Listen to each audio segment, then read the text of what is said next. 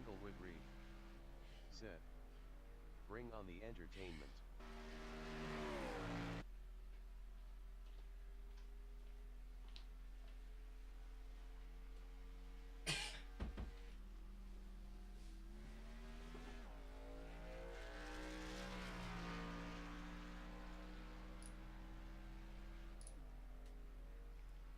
Oh, Tangle, you just hold on, buddy.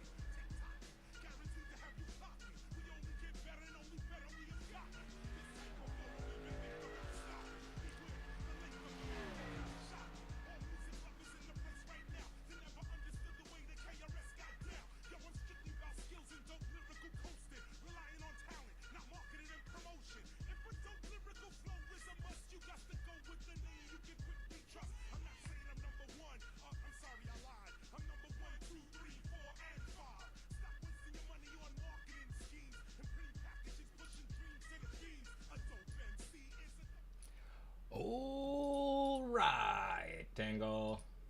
It's time to watch a little bit of racing in the USRC Cup Series. I don't know who I'm going to have in the booth with me tonight. Hey, guys. All right, let's see what's happening.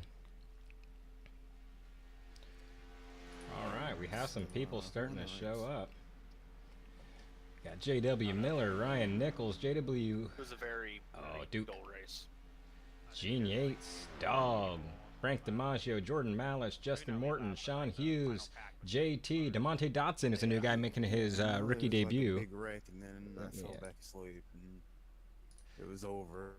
I had to move myself out of there, followed by Thomas Harmon, and then myself is not racing. I'm just in here, and then we got B-Jack there. Let's see.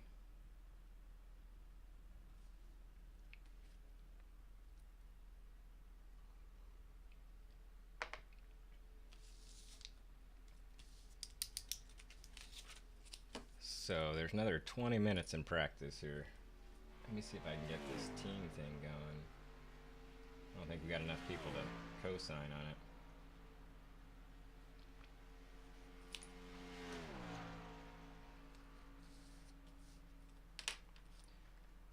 Those cars don't seem to be rendering. Let's see what's going on here.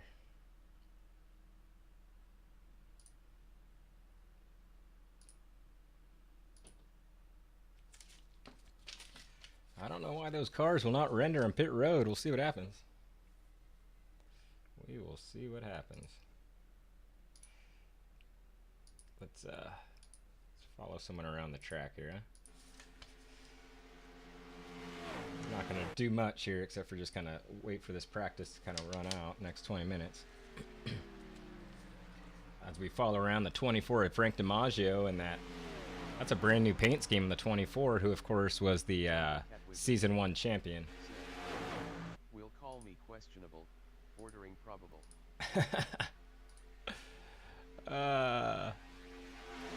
But Frank got that new paint scheme going. There's no brightness, no really reference to Hendrick, which is interesting. He does not have his patented fluorescent 24 going, so.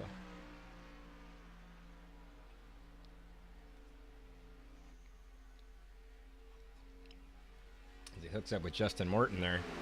How are my audio levels? That's what I need to know. How are the audio levels? And where is my booth person? Let's, where's my old man? Backwood. Backwood. Where you at? I don't remember who was supposed to be streaming with us, but... Good. I'm going to turn off the chat here in a little bit when the race gets going, but right now it works. I don't have to pay attention to nothing. Oh, dog, my wheel. I'm still waiting on it, dude. Still waiting on the wheel, bro. The Germans. Yeah. Probably in the trash. The Germans got me. Here, I'm gonna shut that off for the race and use the pop out. Yeah, the Germans still got it, man, so. What is up, Sean Hughes? What's happening, buddy?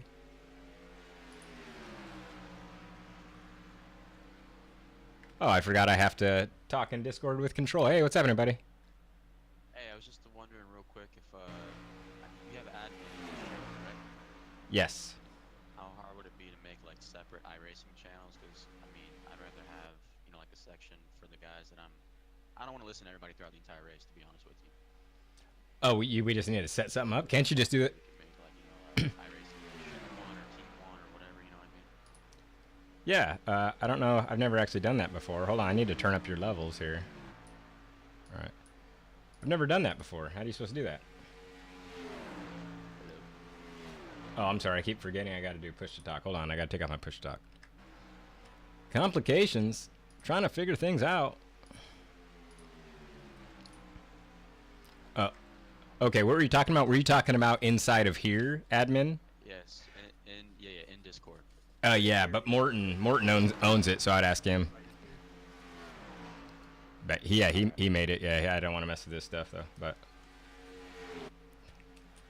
good luck today, buddy. Go ahead and talk up loud. I gotta check the audio levels, so if you guys listening could see how Hughes sounds, so when I have my other broadcaster in here, it'll help out. Yeah, how you guys doing? I didn't know you were live. My fault. No, we just went live. It's right. It's during practice, man. It's the last 20 minutes. I'm getting a lot of things worked out.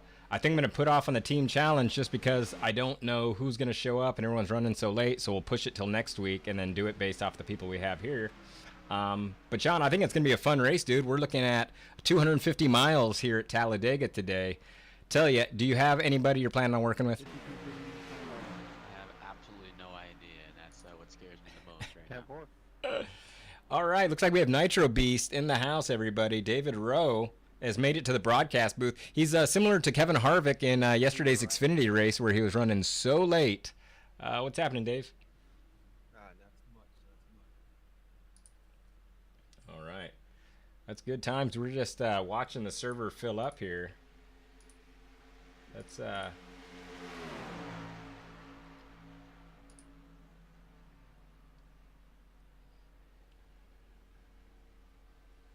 All right, we see Joseph Petrick is in the house, everybody. What a special treat. All right, I should change who I can control. How do I?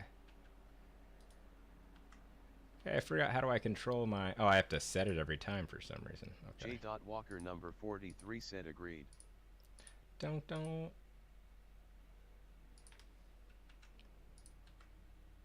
I don't know why I have to reset that every time, but apparently I do. Pit party? All right, let's get a pit party going out there, guys. Let's everyone get lined up. We got 15 minutes, looks like, before we go to qualify, so let's turn a couple of practice laps.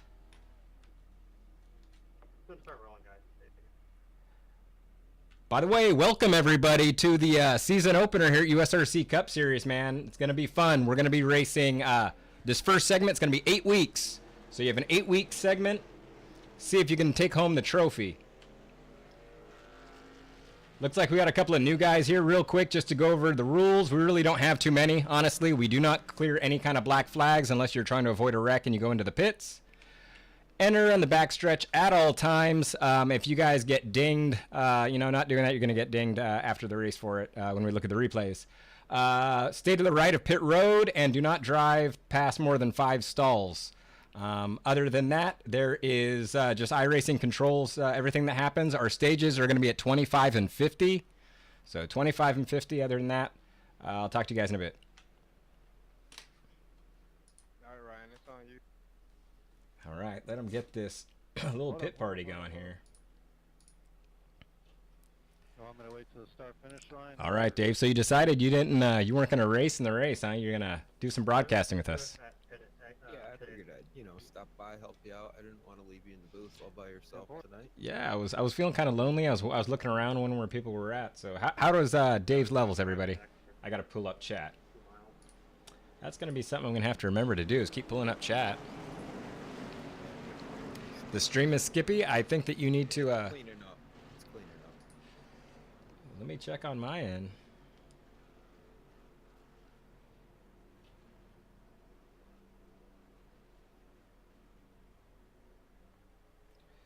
Race control.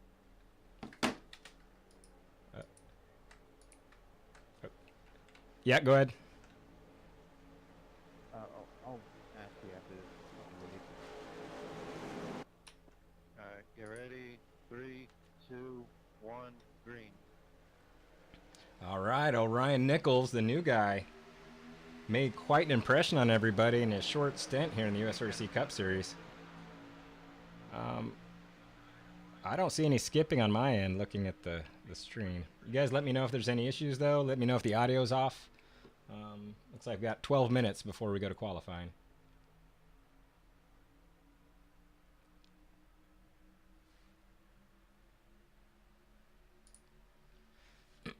All right, Dave. It's almost getting close to that time. Right before the end of this, I'm going to have to go make myself a nice drink. I got my comfortable favorite sweatshirt on, dude. I'm ready to watch some racing. I can't even talk right now. I'm so excited, I can't even pronunciate my words. I really think it's going to be a good race here tonight, I'm looking forward to the whole season. It's only an 8-week season, everybody. So we reset, and we're going to crown a spring, summer, and winter champion. Under caution, we can blend onto the track, or do you want us to go all the way to the Yeah, I back think stretch? that's going to work out in favor of the league, rather than extending it. It's always good to be in the practice of doing it all the way, but if it's during caution, it's not that big a deal. But everybody, just try to keep everything professional. No goofing around during practice. During race time, definitely on the backstretch. You guys know what the deal is, so.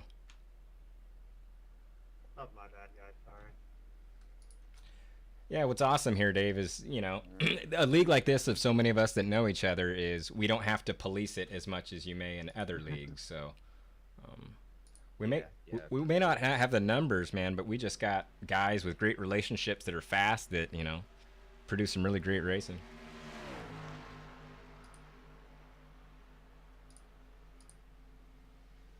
And this car's a little bit tougher to work with. Oh. We saw the Friday night truck series. Let's The draft package is much better with the truck. It's much easier to suck up. So these guys are really going to have to fight tooth and nail for everything they can get here. Absolutely. Hey, Doug, how's Dave's audio now? I bumped him up a little bit. I've been having trouble with my levels. How we looking? You guys let us know any kind of changes that we can make. As I kind of loiter around here, get ready to go make myself a drink.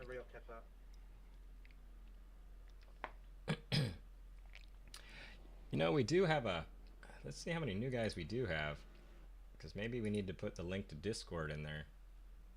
Dave, what's the best way to give them the link in Discord? I guess I just have to copy and paste it, but they won't be able to copy and paste inside of iRacing. Yeah, I didn't think about that.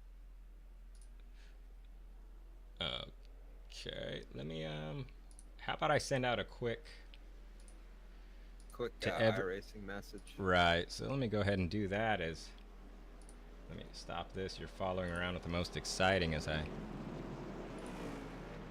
try to get things worked out here. We're not professional broadcasters. I just don't have a wheel, so we're going to do some broadcasting, but we'll do the best we can.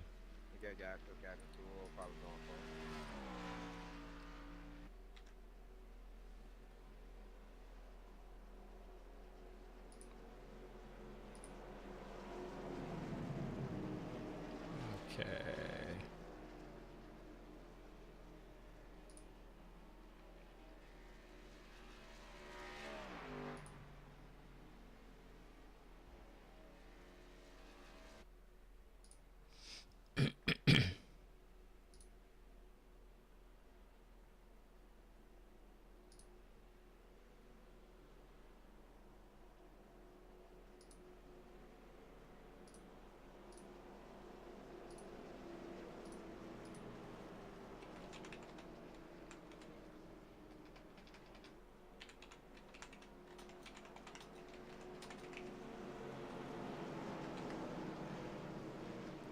Well, that didn't copy and paste like it should have inside of there. Let's see. What the heck? There we go. Yeah, I had some issues yesterday copying stuff off of Discord as well. I'll be right back. All right, as we check that off. Dave's still a little quiet, you said, Jungle? Let me take care of that for you. Let's go, I think I just have Discord low all around. That's not necessarily Dave. Okay, now we got Dave cranked up. Mic check. 3, 2, 1, green. And they're off. We have the 81 of... Not sure who the 81 is. I'm going to have to take a look, Dave.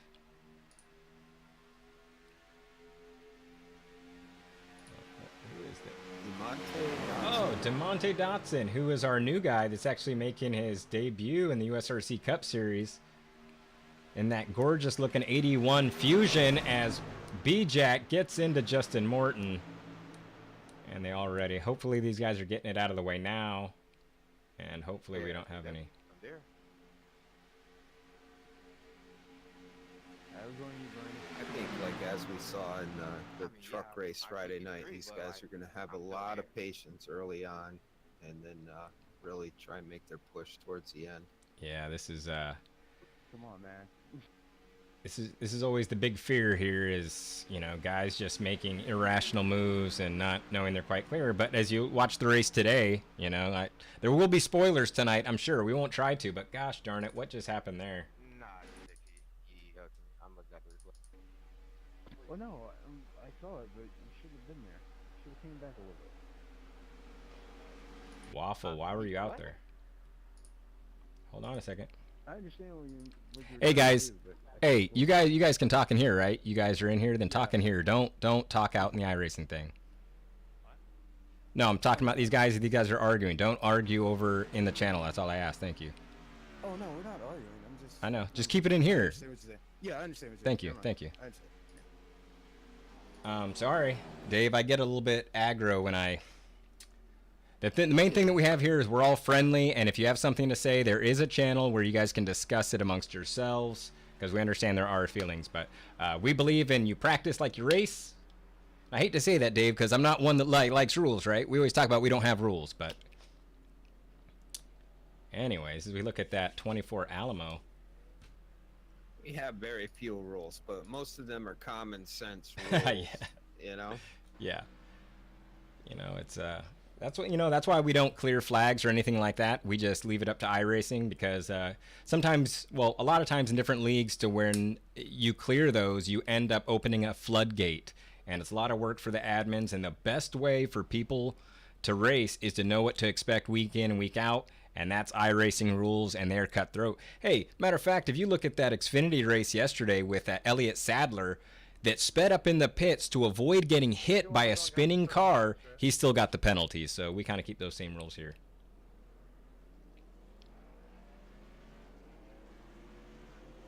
Yeah, pretty much the only thing we do clear is if there's an on-track incident and you're pushed down on the pit road, it catches Right. speeding that way. But if you self-spin on pit road or legitimately speed on pit road, you're eating a penalty. Yeah. Yeah, it's just how it is. And we have a situation if somebody, let's say, they weren't quite truthful about what happened. When we look at the replay, we'd obviously strip them of their points. But we never have that situation here because, like I said, we're not big into rules. So I just wanted to kind of set the tone for everybody out there to realize that things are going to happen, but we're not going to tolerate guys talking on the open channel. But anyways, I'm going to go make myself a drink, Dave. Get extra excited. All right, I'll be right back. All right. We Alright, got going on the two backstretch. teammate As far as Capital One cars, it looks like, here tonight. Or Credit One, I'm sorry.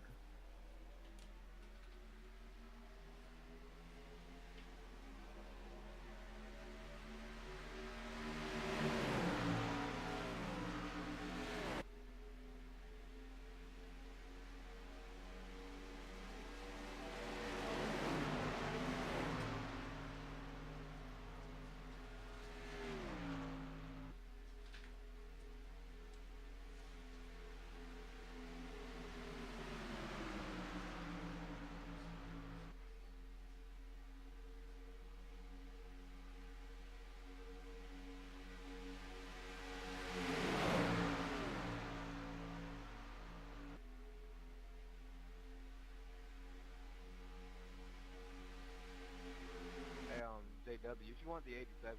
I'll talk to Brian to see if the 99 is available. Right now in warm up, it's pretty important to run around some of these guys, maybe feel out who's doing what.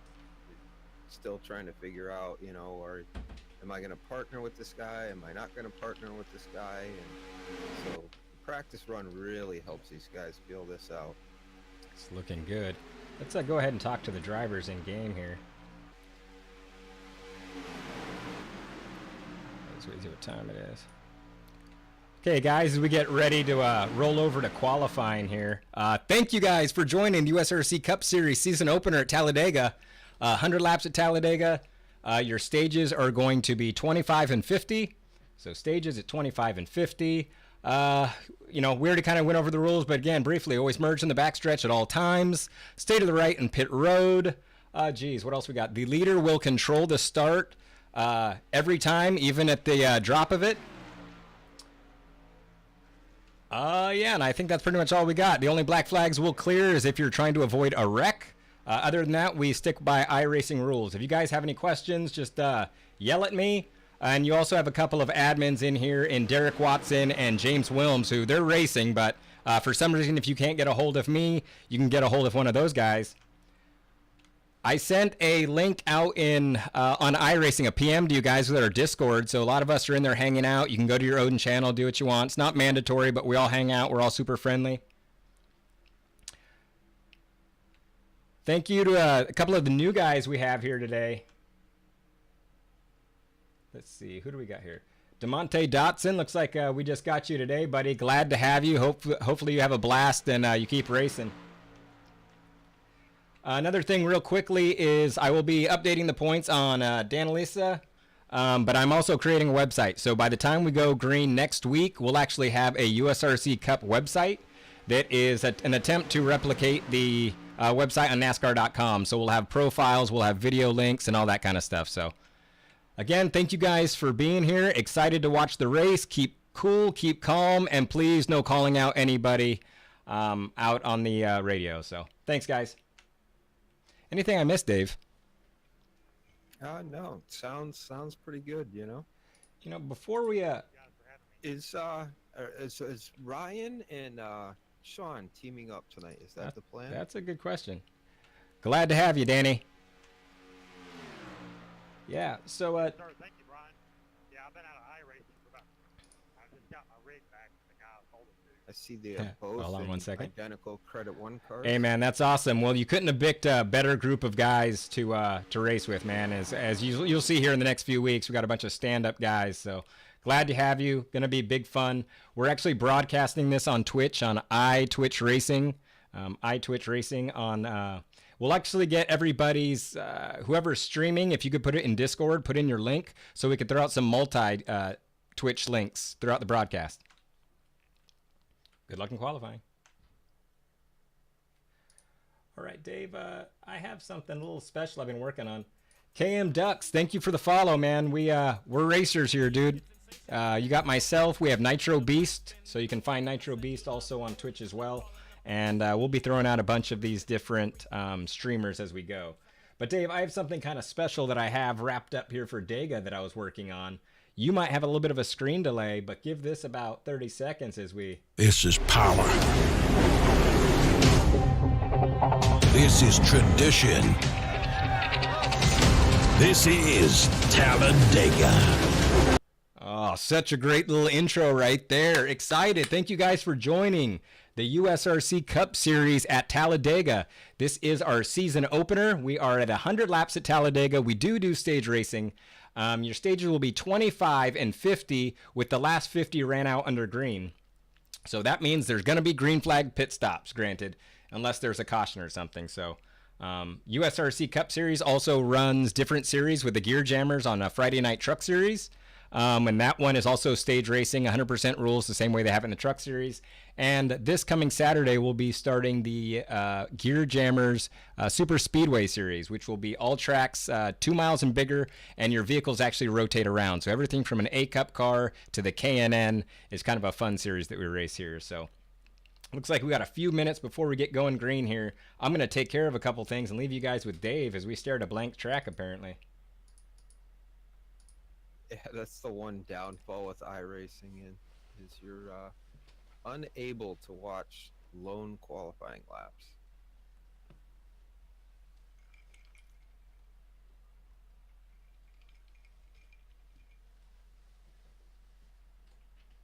This would be that time, ladies and gentlemen. Go out, get your snacks, your popcorn, your drinks, whatever your heart desires before this race goes on. It's going to be a wild one tonight.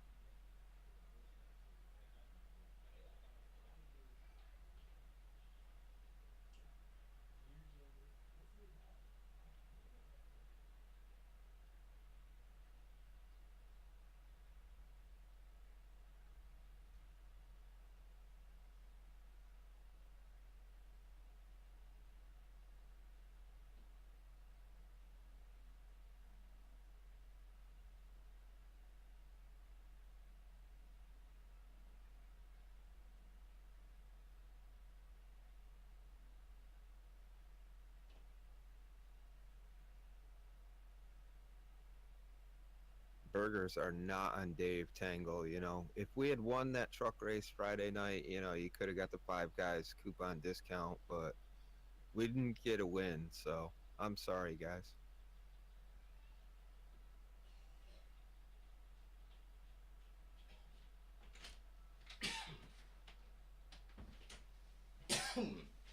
Oh, sorry about that dead space there.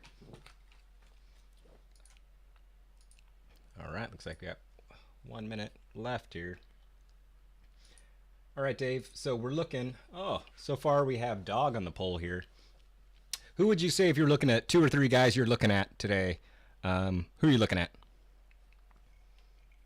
Oh, we lost. This is one of them races. I can always predict who's going to be constantly fast, but this is one of those races. Like I cannot pick a winner for sure, per se. There's so many. There's even guys that aren't normally fast on a week to week basis that are up there that have a huge potential to win this race here tonight.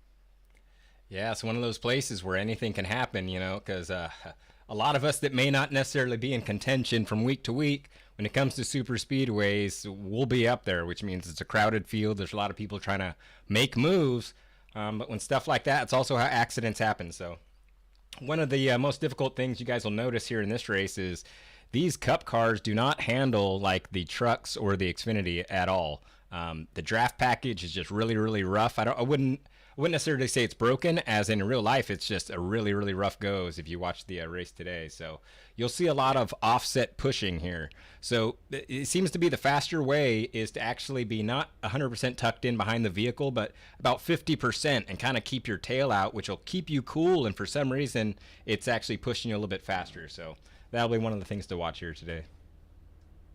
I mean, if you watch the race today, you can see where the draft model is exactly how it is on iRacing. You saw a lot of like stagger drafting, just like we do. The big thing is these cars are more of a handful to make a quick move now, and when people make that last second decision, oftentimes it comes back and bites them. Absolutely. Let me go ahead and talk to him here. All right, congratulations, Dog, on the pole. And Danny Rogers on the outside, man. Good job. All right, guys, 100 laps. Everybody be safe. Again, it's a long time. Please, let's be very aware of your surroundings. But at the same time, let's put on a good show. You guys be safe, and we'll see ya. All right. So as you were talking about the draft package, so, you know, for some of us or some people that may not necessarily be too familiar with drafting, as we go to green, let me go ahead and play this. Rusty here. Wallace once went 214 miles an hour at the average speed of his lap at this super speedway. Of course, we are talking about NASCAR's longest track, the Talladega Super Speedway, 2.66 miles, and drivers are going to use everything they can to their advantage to win the Geico 500 this weekend. Of course, qualifying tonight Could be a little sloppy, just like up at the Oaks where Dylan is. All right, so let's bring out our very own stock car and examine the science behind drag and drafting here. This is a technique commonly used at Talladega. And you have a super speedway, you got to let the guy in front of you help you a little bit. Air and pressure are things we need to talk about a lot on the Weather Channel, and both are important to racing. This car is slamming into billions of air molecules, and the result is high pressure building on the front side of the car. As the airflow gets broken into smaller eddies and swirls on the backside, the pressure actually lowers. And this pressure difference and resistance force due to the friction between air molecules and the car is called drag, which acts to slow the car down. Now, to reduce this effect, cars are designed with airflow in mind and try to reduce the restrictions of airflow whenever possible. This is one reason why you don't see side mirrors on stock cars, right? I mean, think about what happens when you put your hands outside the window when you're driving down the interstate 70 miles an hour. You feel that drag on your hands, right? This is about getting the most speed you can out of about 800 horsepower, all right? Another way to reduce the drag is drafting, or getting extremely close to the car in front of you. The lead car actually blocks the air, and when the other car gets within inches of the lower pressure wake of the lead car, aerodynamic resistance is reduced on the front of the trailing car. Airflow behaves like it is moving over one car, decreasing the total amount of drag on both cars. The end result, each car can end up traveling 3 to 5 miles faster than if they were each on their own. So that's what teammates are for, right? Here's the deal, though. On the last lap, forget the drafting, forget everything. It's winner take all. All right. Thank you, Weather Channel, for that one. All right. We're about to go 100 laps at Talladega. We have the 6 car. Oh, it's a Red Sox car there. John Nelson. You'll hear him referred to as Dog, because I can never remember John Nelson, but Dog is an easy one. With the number 5 of Danny Rogers on the outside pole, followed by Brandon Jackson, Duke, Jason Taylor, Jordan Malice, Justin Morton, James Wilms, Ryan Nichols, Aaron Cummings, you'll know as Waffle, Frank DiMaggio, Sean Hughes, Thomas Harmon, DeMonte Dotson, and we are going green at Talladega. And John Nelson, aka Dog, he is like one of them guys that, you know, on a week-to-week basis, he's not up there. This super speedway race, he is a phenomenal super speedway racer. As you can see, he snagged the pole with ease. This is going to be an interesting race to watch, man. We have so many guys that get wins here on a regular basis as the pace car pulls off. And it's time to get geared up for the USRC Cup Series race at Talladega. Let's go racing, boys. Dog's going to drag him all the way. The painful start. And we're green. The 87 of Brandon Jackson's just all over Dog, giving him a great push, but the 33 of J.W. Miller's giving Danny Rogers a shove as they go down into 1. Yeah, this is just one of those tracks that you don't want to get like a good jump start here. If you get a good jump start, it's actually worse than on any other track. Looks like Dog's getting a good push in that Red Sox Chevrolet. And Danny Rogers looking to get down. He's going to want to get on the inside of Dog. You know, hey, this is stage racing. Just like in real life, you got to get those stage points, which means in a place at Talladega, you can't just sit back and lay back. If you want to get those points, you know, you got 25 laps to get up there to maximize it. If you guys are unfamiliar with the current NASCAR scoring system, at the end of your stage, the winner will receive 10 points all the way down to your 10th place car receiving 1 point. So that's what these guys are racing for right now. We'll come out at lap 25. We'll get the end of the stage. That's really why I think Dog's hanging around up front. I think, you know, he raced the Truck Series Friday night, and he kind of like laid back, and I think he learned a little something Friday. Let's take a look at Dotson, seeing if he's blinking. Oh, he has damage, severe damage on the 81. In his first start in the USRC Cup Series. Oh, you could see. That's a shame. That's not what we want to see for his first race. Yeah, those rookie stripes really. Oh, no, it's fixed. It was an iRacing glitch. He has no damage. Oh, you iRacing, I tell you what. As we follow back on the leaders here, and Danny Rogers in that number 5 Pilot Camry. Oh, we don't get a lot of Camrys in our series, so it's good to see a Camry up here running up front. Really reminds me of a Lipton tea car. Lipton tea. Just because you don't want coffee? I don't know.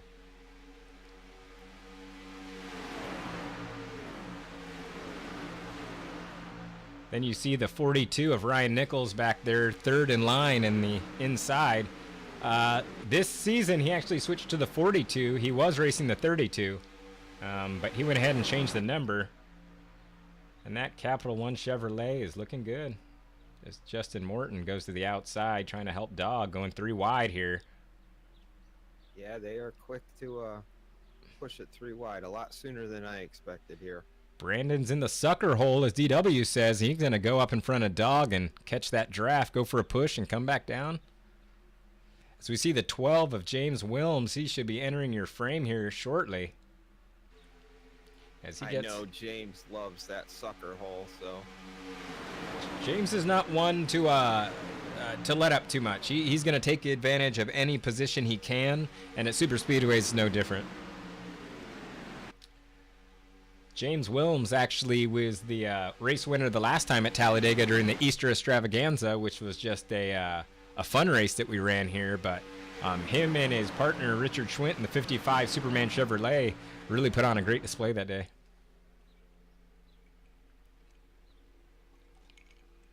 We got a 32 car, Dave. Let me, who's the 32? Let's,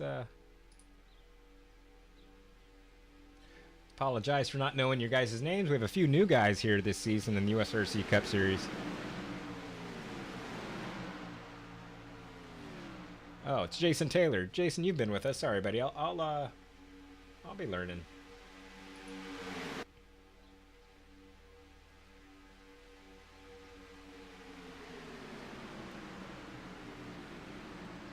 Everybody's single file right now. Nobody's looking for that outside. Now Justin Morton's going to try to take it.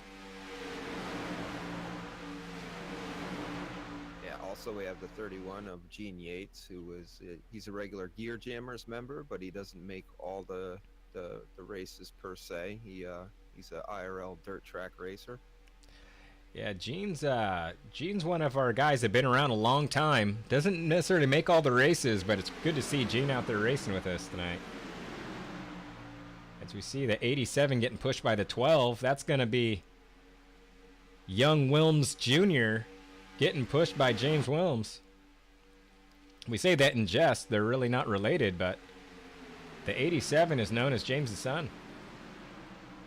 James's adopted son.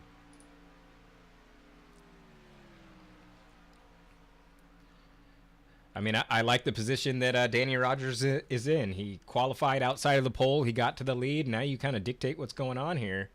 And it looks like the 32 gives him push down the straightaway, but it seems like he lets off in the turn, which is really what I'm looking for if I'm in front of you. Nobody other than Brandon and James right now are really looking to go forward. Everybody's just kind of settling in, buying their time. If you do get several cars on that top lane, it will start to push forward, though.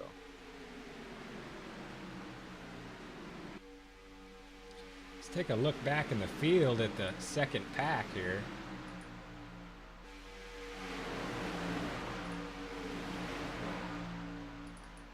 As we follow around with Frank DiMaggio in that 24 ammo Chevrolet. Like we talked about before, that's a new paint scheme for Frank. It's kind of still trying to get used to it.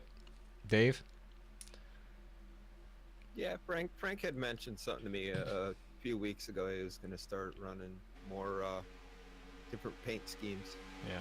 Well, it'd be nice to see the fluorescent 24. I mean, I love the paint scheme. I like to see that 24 out there. It makes me feel good to see it. It reminds me of the glory days, so hopefully Frank will bring that back here in the coming weeks.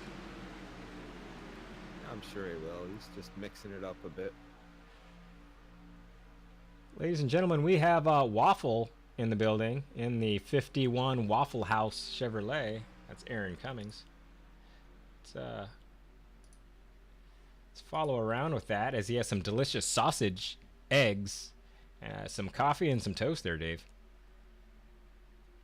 Sounds good right about now.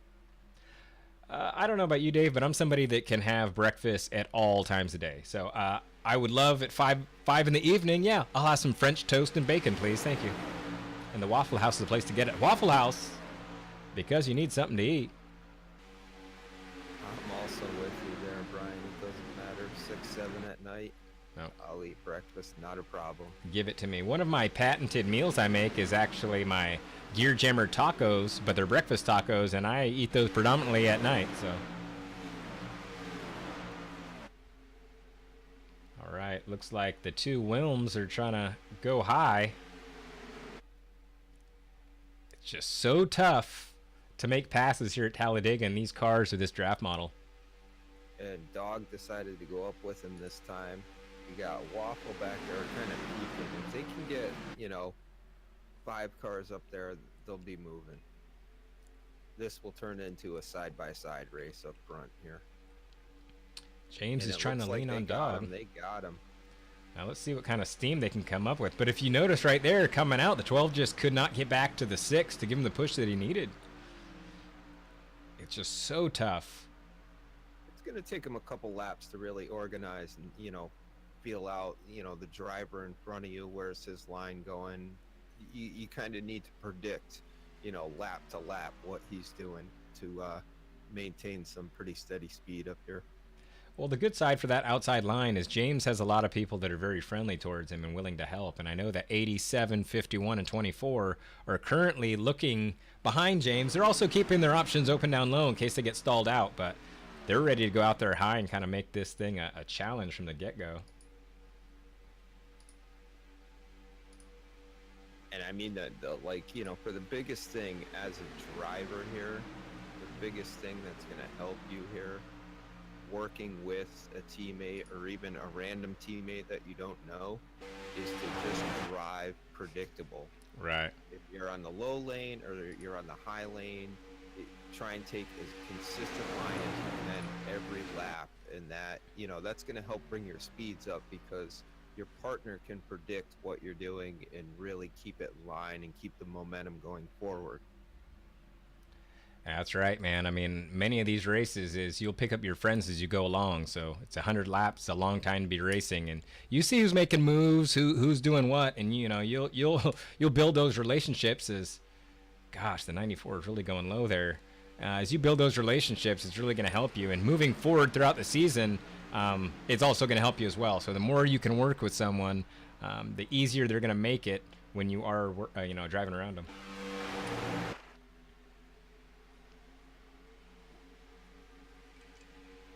As we see 33, J.W. Miller, man all by himself. Man without a country, driving that the Pappy 33 Chevrolet. Papyrus is, many of you know, one of the first, if not the first, NASCAR simulator. And I'm sure most of these guys have a lot of experience with the NASCAR 2004 and earlier versions.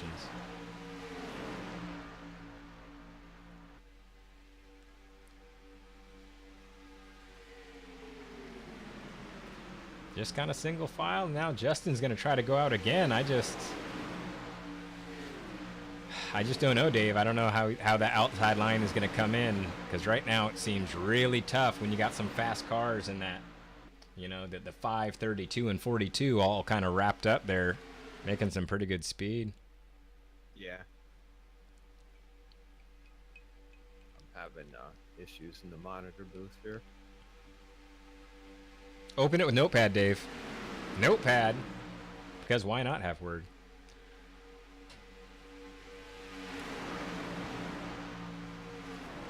There's a little bit of a break here between the 6 and the 12. And then a break between the 87 and 33. As we go on to lap 15. When the message pops up for me in the session. In the session? Yeah. It popped up? Yeah, it fell out of the server. Dave fell out of the server, everybody. Dave will be doing temporary broadcasting. Watching it from home, just like you. You know, let's see if that number 12 Stinky Cheeto Chevrolet is going to move through the field or not. I have a feeling James is going to sit here. You know? I mean, you know, we're creeping up on the end of the stage here. You know, we got, you know, very few laps left to get that first stage. People are going to start moving now. You know, definitely with like 3 to go at the end of the stage. Yeah, and we're on 10 laps to go now. 10 laps to go till the end of stage 1 in the USRC Cup Series. Everybody wants those stage bonus points. And then you see Joe Petrick back there in that, geez, 4th set of people. You see everyone's kind of breaking up a little bit. Yeah, there's a lot of drivers that go into this race with a lot of different strategies, you know? I know that Dog's strategy in that Sox car is really... Oh, as we see the 87 try to get inside a Dog.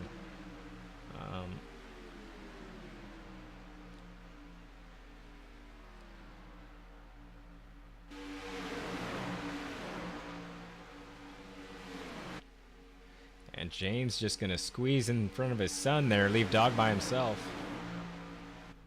As he gets back in line, and we're single file again. You see that back pack just can't quite get it moving. Led by the number 81 of Dotson. Well, I'm sure, you know, from most of those guys in the pack don't necessarily want to push forward per se. That's their plan, is to just kind of stay back there and ride it out. I just got to be thinking for my driver is if I don't think I'm necessarily going to compete for wins week in and week out, man, if I could get 10 bonus points from the get-go by winning a stage, you know. Yeah, those bonus points add up at the end of the season. Yeah, I mean, if you just look at what Truex did last year, he amounted so many bonus points that when he went into the playoffs, he was insurmountable lead. Now we don't have any carryover or anything like that, like they do in real life, but those bonus points are still in effect because we want to create some good racing, which hopefully we're going to continue seeing here as we come to the end of lap 18. That kind of goes back to my race Friday night. You know, I really didn't have the best finish, but I got a good, solid, decent amount of bonus points in most of the first 2 stages. That's right. As we see the outside line trying to form up here with the 11 of Justin Morton, the 12 of James Wilms with his son, Brandon Jackson, in the 87 Sprite Zero Chevrolet.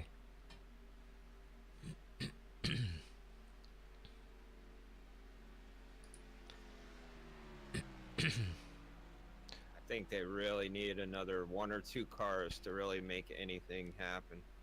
Oh, looks like we just missed Tangle. Tangle, if you're still there, have a good night, buddy. We'll see you next week, and we'll be on later on this week too, buddy. Be safe. Tanglewood Reef, everybody. Tangle was one of our generals here at the Gear Jammers / USRC. As we see, we're mixing it up now. 32 is going to try to get himself the lead. 4 cars up there. They're going to start pushing forward. And let's see if the Everybody 32... abandon the low line. All right. They're trying to make things moving, and that's good timing right there. Looks like we have 5 laps to go before the end of the stage.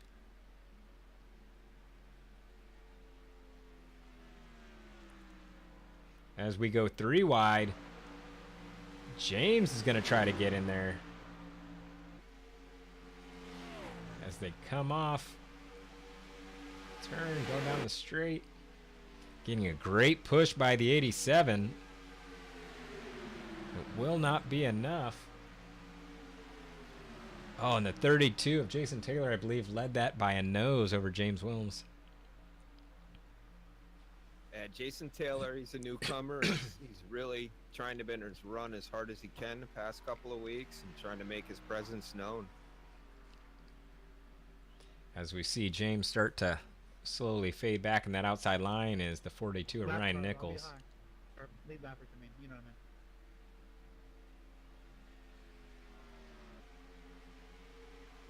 I mean. Got a little nervous with that 5 car making that tentative bottom lane, top lane, bottom lane. That makes drivers nervous around him.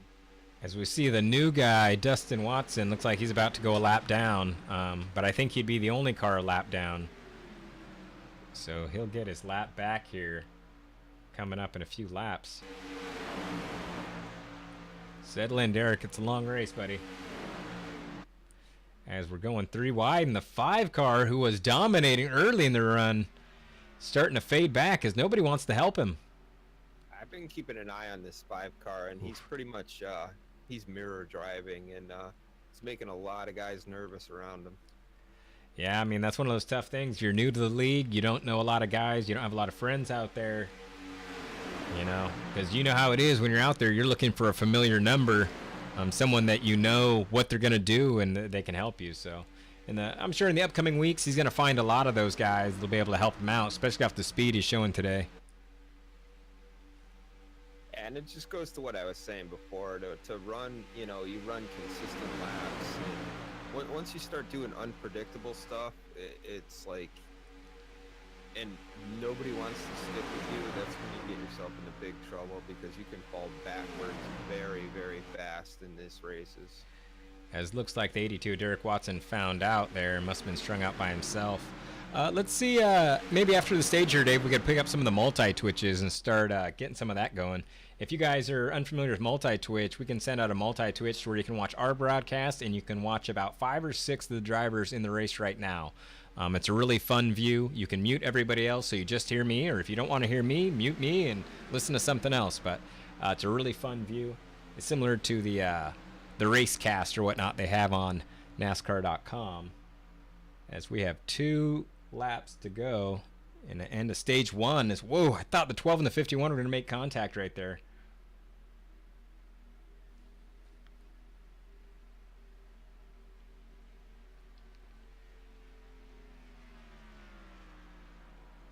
What I would say about that 51 Waffle House Chevrolet is the picture of the sausage alone on the plate is not that appealing. I think I would garnish it more. I'd make it look like a fuller plate. I don't think it's a great advertisement for the Waffle House because it's clearly just showing just a couple of sausage on an empty plate. As we see the 12 of James Williams just kind of cut in there, or the 5 rather, cut in front of James. All right, we're on lap 5. I'm going to have to get this ready to call a caution. Apologize for the screen display because I still haven't set up my stuff, but as soon as the 10th place car crosses, which is currently Ryan Nichols, so somewhere in between there.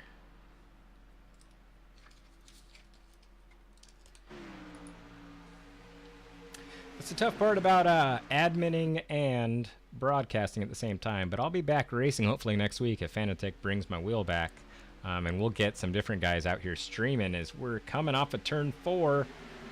We are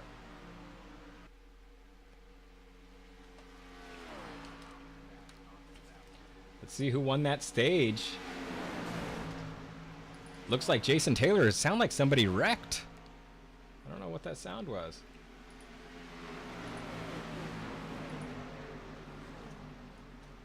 Congratulations, Jason Taylor, on the stage 1 win. That was awesome racing, guys. That was clean racing. Outside line kind of seems rough right now, but good stuff. Next stage ends at lap 50. Lap 50. All right, so I couldn't quite hear the new guy.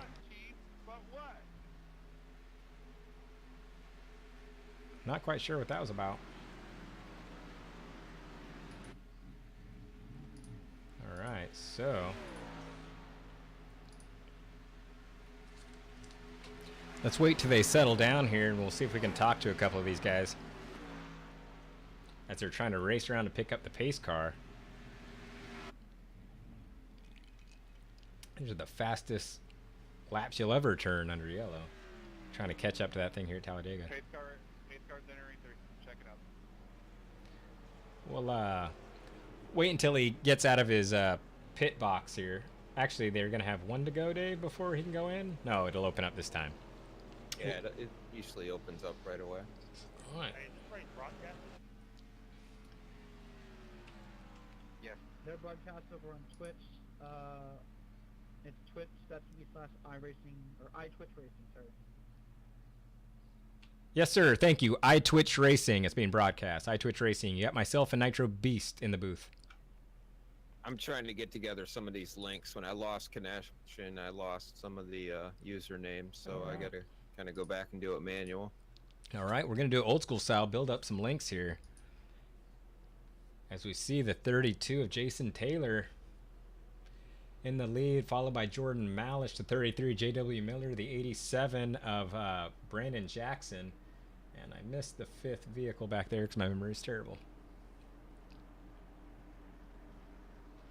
Oh, it looks like that's a Gas Monkey sponsor there, Dave. I don't know what Gas Monkey is, but I'm intrigued. It's an interesting paint scheme. Oh, as he slides up.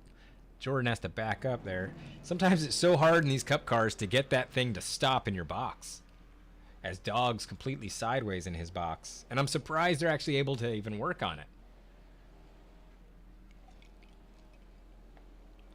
It looks like the first one out of the pits is going to be Brandon Jackson. All right, let's go ahead and pull down the 32. Jason Taylor. Jason Taylor, buddy, we pulled you down in the booth. So it looks like you put yourself in a pretty good position there at the end and won the stage. Tell us about your race so far. How's the racing out there? How's the draft package? Drafting's really good. My plan was to sit in second until like the second to last lap, and then I was going to make the move and hope somebody went with me. But they went a little early, so I just took the opportunity, and when the outside lane started to bail and go even higher, I just dropped down into the front and rode it to the stage. How's that outside lane looking? From what we see a lot of guys looking out there, but the more you don't make any progress, you see guys getting a lot more shy and start to get single file. Right. I wasn't being super aggressive in second place, pushing the leader to start, unless I saw the outside lane coming, and then I just shut it down. Awesome. All right, man. Well, thanks for talking with us. Best of luck to you. Hopefully we'll talk to you at the end of the next stage after another win. Yeah, I hope so. Thank you. All right, buddy. We'll see it. All right, Dave, who do you want to talk to? Let's pull someone down for you. Let's try and get Dog if we can. All right, let's pull down Dog. I'll announce him, and you go ahead and talk to him. Dog, we pulled you down in the booth, buddy. How's it going? Old Dog, do you copy? All right, looks like he's going to go ahead and focus. That's a negative Ghost Rider. All right, we'll let you focus, Dog. All right, that's the second time Dog has told us no. Let's see who else we can talk to out there. Who was the third place car? I wasn't quite sure. You know what? Let's pull down old James Wilms. So I'm going to let you get it, James, here. James Wilms, you're down in the booth, buddy. How's it going? Good. James, how's your night going? How's the car feeling? Feeling good. It's feeling good. I was a little confused on stage end there, so on that last lap, evidently it was. I didn't know. I wouldn't have went 3 wide because I didn't think Danny was going to go down there, but now I know why he did. So, but yeah, that was a pretty good racing there. I mean, you know, for the draft package and all, it was pretty decent. I mean, I saw a lot on that early run. You were really trying to, go to the outside, just having a tough time getting a bunch of those cars up there with you. Yeah, 2 cars just ain't gonna do it. You leave that inside open, and you don't know if them guys are gonna take it or not that are on your inside or come up and follow you. 3 cars on the outside can keep going. 4th, we can make headway. My opinion, of course, but yeah, it was tough getting guys together. So is that, are you going to keep that in the back of your mind as the race progresses here on, where you decide to make your moves? Well, you know me, I don't like to bottom feed, so I'm going to try everything I can to get people out there, but it's Dega. People like to ride, some people don't. I made a couple enemies already that first time, so who knows what's going to happen. All right, James, we'll let you get back to it. Good luck, and thanks for doing the interview with us. Thanks, guys. Have a good broadcast. All right, here. Let's, I think we're going to go as I Rochambeau. What about some of our new guys here? Do we got any new guys? Jason Taylor we've already talked to, and we don't have any other new guys here. Let's pull down. Oh, gosh. Justin Morton. Here I go. Justin Morton, we pulled you down in the booth, buddy. How's it going? Going good. All right, dude. You seem to be one of the few people that kept peeking that outside line. Like, you would line up for a second. You kept looking out there. Not really getting a lot of help going back and trying it. First of all, how's your race going so far? But more importantly, talk to us about that outside line. Yeah, the race is going all right. Just trying to get people to go with me on the high side. Just telling over Discord, hey, come on, let's go. I'll stick with you. But just people keep dropping off. Yeah, we talked to James, a minute ago, and we were saying the same thing. A lot of guys are, peaking up there, but nobody's really committing. Yeah, they just need to commit. The outside line will work. Well, I'll tell you what, when it came, I think it was, Dave, what was it, 5 to go, we saw the outside line really start to form up, and you can make headway, it seems like, but it seems like you really have to have the numbers, and you have to have a good pusher out there.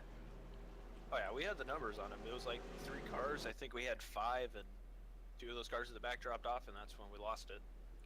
Yeah, it looks like once you have at least 4, that outside really starts to work. So do you think you can run that outside line like as the lead, like never drop down low and just get the outside line to continually be in that first place spot? Or I don't think so, because people are more comfortable on the inside line.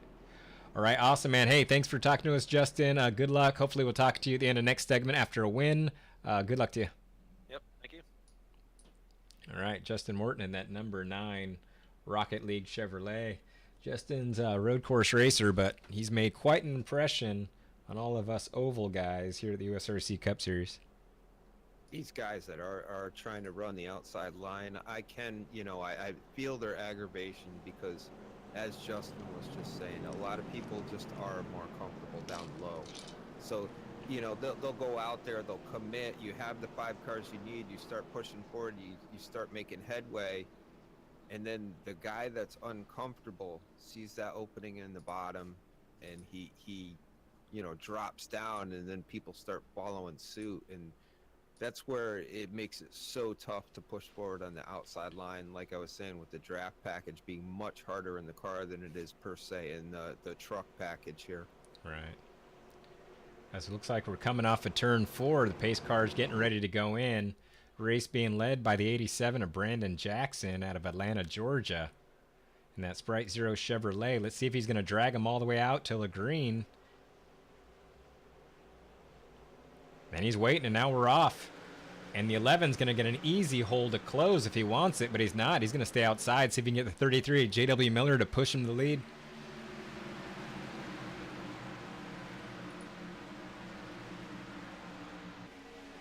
As B-Jack is going to try to go up high, kind of stop the momentum there. Now let's see if the 32, 94, and 5 that are teamed up together can get ahead of steam and make some headway against these 3. We are fanning out in the backstretch. Going back to that first stage, all these guys that drop back, they saying they're a ways back, they're riding. They know they can always count on these stage cautions, so they know they can always get right back in the pack. As Justin still settle back again, once again. And looks like, wow, that one's going to be so close. Looked like the 87 got it by a nose there to lead lap 31. Just like we were saying earlier, that the 5 car was up there, he was committed with them, he saw that inside opening and just left, yeah. And now Justin is going to start falling back. Especially because Danny's been left out on his own too, so he's been making a lot of moves, but nobody's been going with him. So now he's kind of, you just got to make moves. So, if you don't got any friends, you got to do what you got to do to get up front here to try to get that win here. As we see Jordan Malish in that 94 Racer 0940 Twitch car there. Racer0940 is his Twitch handle. So if you wanted to check out Jordan, I'm sure he's streaming right now, and he streams every night, I believe, different games. So I got a multi-link popped in the chat there. All right, let's go ahead and throw out a little multi-link action. Georgian, thank you for the follow, man. Appreciate it. We're a bunch of racers, dude. Oh my goodness, as we see the 5 ducking out. Ooh, and he's gonna duck back in. The 5 is really making a lot of moves. George, yeah, thank you for the follow, man. It's myself and Nitro Beast on the other end right now broadcasting this race. You can also find our multi-Twitch link here as soon as I put it in the server, but thanks for following and thanks for watching here today. The USRC Cup Series at Talladega, as we are coming to the end of lap 33, and the next stage ends at lap 50. So having a shorter stage in the second section, I mean, you almost feel like you have to do it quicker than you had to do before.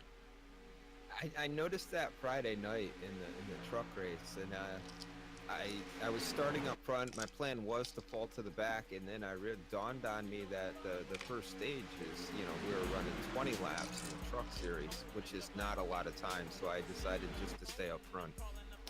Yeah, we were watching you because we did broadcast the Gear Jammers Truck Series here on iTwitch, 8 p.m. Eastern on Friday night, so I'll be broadcasting that race every week. But right now I'm broadcasting this one because my Fanatec wheel went down on me and I'm waiting for a replacement. So I'll be back here racing hopefully next week, if not the week before that. Mamish, thank you for the follow. We appreciate it. Hopefully you're a race fan. And between all of us, we'll be giving you some racing Friday night, Saturday night, and Sunday night, all broadcast from the Gear Jammers or the USRC Cup Series. 5's all by himself out there, Dave. I mean, we've been talking a lot about Danny the whole time, and he's trying to make moves, but it's tough here. He's trying to make moves, but it's people, like I say, they're kind of tentative to work with him. It's always tough being the new guys. Yeah. Yes, sir, Mamish. We are definitely taking applications in the league. It's the USRC Cup Series. Here, let me find you a link here, buddy. But you can also send me a whisper here or Dave. Let me find out our exact link here for you. So we follow around with the 87 Sprint Zero Chevrolet driven by Brandon Jackson.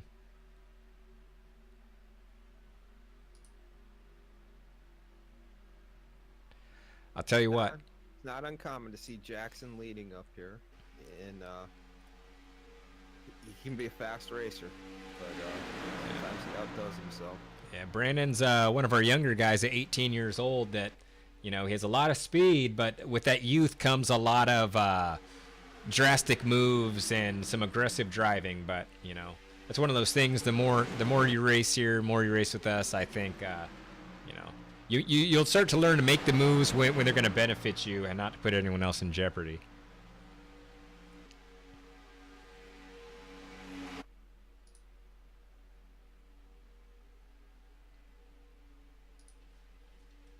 All right, it's League 1000 in iRacing. I'm going to go ahead and put this down here for you, Mamish.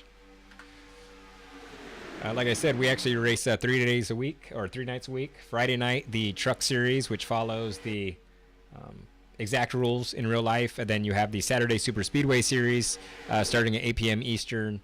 8:30 Eastern is actual race time. And then the USRC Cup Series, 7 p.m. Eastern on iTwitch. All right, Dave, I'm going to go make myself another whiskey and Coke here. I'm going to leave you with Brandon Jackson leading. 10-4. I believe Brian also said next week the USRC webpage will be going live.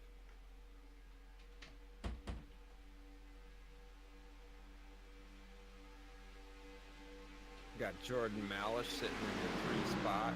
He's kind of looks like he's just sitting there biding his time.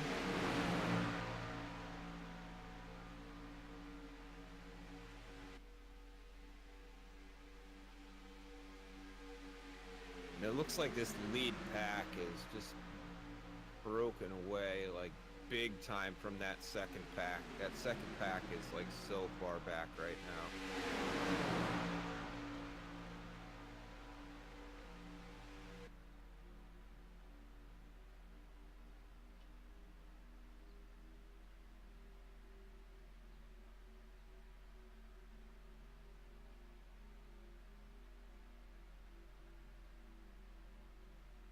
Another car I've been looking for, it hasn't really made much noise, is the number 13 car. Oh, as the 5 car gets turned around, that's probably going to bring out a caution here.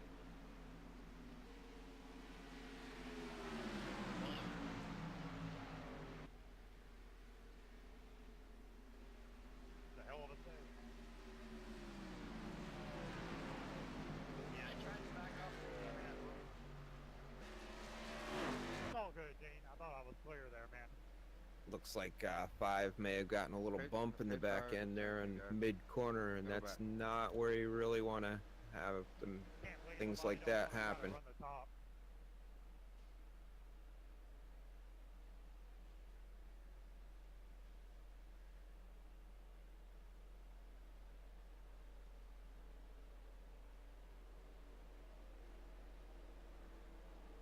Once Brian gets back in the booth, we'll see if we can have him replay that.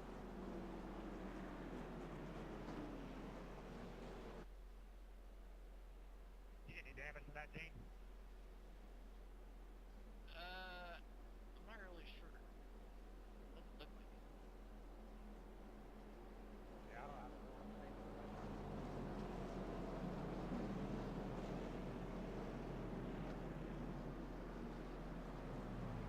Well, when you're right, they can't. We bet. Yeah. I just want to say that Jordan's the man. You're gonna make him cry, Jason. Got a little back and forth going on in the race chat here. That's to be expected at these super speedway races. As I get back with my drink, looks like we had a caution, Dave. What happened? Yeah, we had looks like a car got into the back of number 5 there on lap 39. Oh no. It was just in the back of the shot. We were hoping you'd be able to get back and get us a replay. Sorry about that. I was going to get myself a Jameson and Coke. That break was brought to you by Jameson. Jameson, because sometimes you got to drink something that's not Jack. We're watching you, number 67. Let's see what happened Did I here. hear a 5 stall call here? Let's see here. Looks like the 31 just gets in the back of him. You don't have to name names around here. Brian said, "Don't be calling anybody out on the radio, Joe." Oh, it's Gene. Our man Gene Yates, one of our longtime gear jammers. Looks like the 5's going to drop down in front of him because we've been talking about Jan. He's been kind of moving all over the place. And when he did, I don't think Gene was ready to let up. Oh, and he's going to avoid damage. All right. So that's not as bad as it was. But to me, I don't know how you viewed that there, Dave. But to me, it kind of seemed like Gene was not going to let off right there when someone coming down. Kind of letting him know for the future that I'm not going to let you just keep coming up and down like that. So.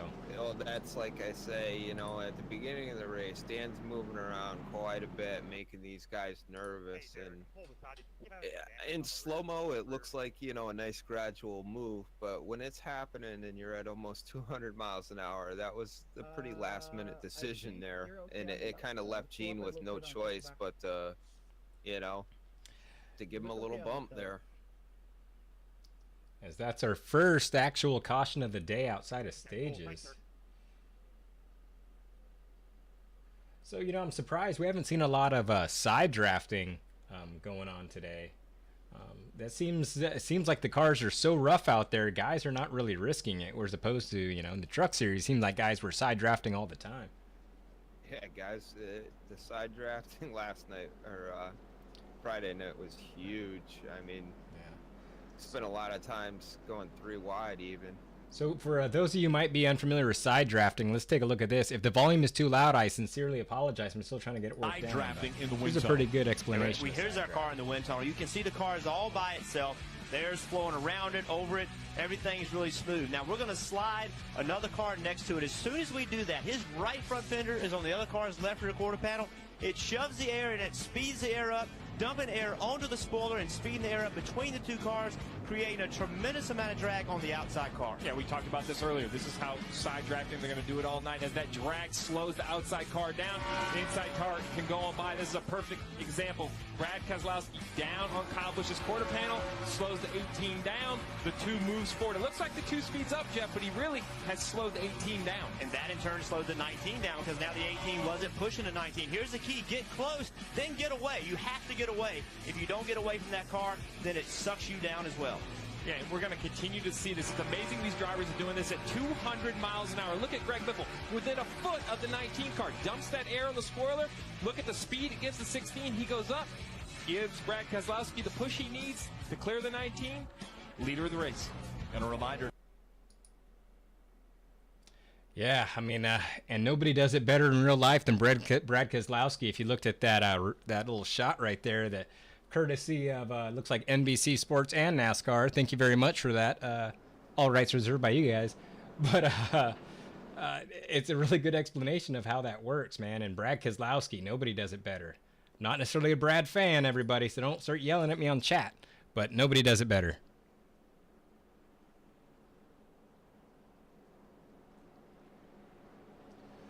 All right. You know, there's some of these, you know, old school drivers that have been around the service a long time. They know a lot of the little tricks here, how to like build a run and really get that drive working in this draft model. This is gonna be an interesting little dash right here. Man, I'm conflicted because I need those points, Dave. I gotta have them. But geez, do you want to get mixed up in this and possibly end your day? So. I mean, think about it, Brian. It's Talladega, so you always know certain things are coming at Talladega. What's coming at Talladega? The big one. The big one. That's where you want to get up front, you know, with the first 2, you know, bonus stages. If you're up front, you might as well go for it. Earn those extra points. You don't know if you're going to finish the race. You don't know. It's just you're rolling the dice here. Yeah, and I know for myself, I know that the race is being broadcast. I think I need to get myself a little bit of broadcast time. So that's another thing that conflicts me is my sponsor. We want to be out there. We want to promote, right? So, gosh, I mean, I guess you're right. You gotta really get out there. And for me, we talked about this on Friday night, is I really like to use the outside line. I feel more comfortable there, whereas when there gets to be a lot of pinching down low, it's hard to see, and guys drift up. I feel like if I can get a few guys lined up on the outside, I'll get enough of a push, enough momentum to, you know, get to that lead. And, you know, once I get to the lead, yeah, I'd go down low. But until then, I think I'd stay up high. It's very comfortable on that high line here.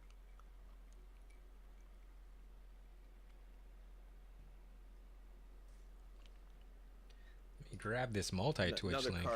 Another car I was talking about was the 13. We haven't really heard much noise from him yet tonight. No, we haven't.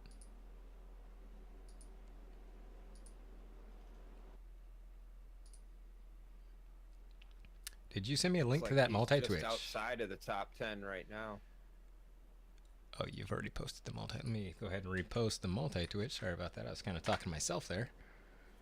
Go ahead and check out that view, guys. We got a bunch of guys streaming. Side by side.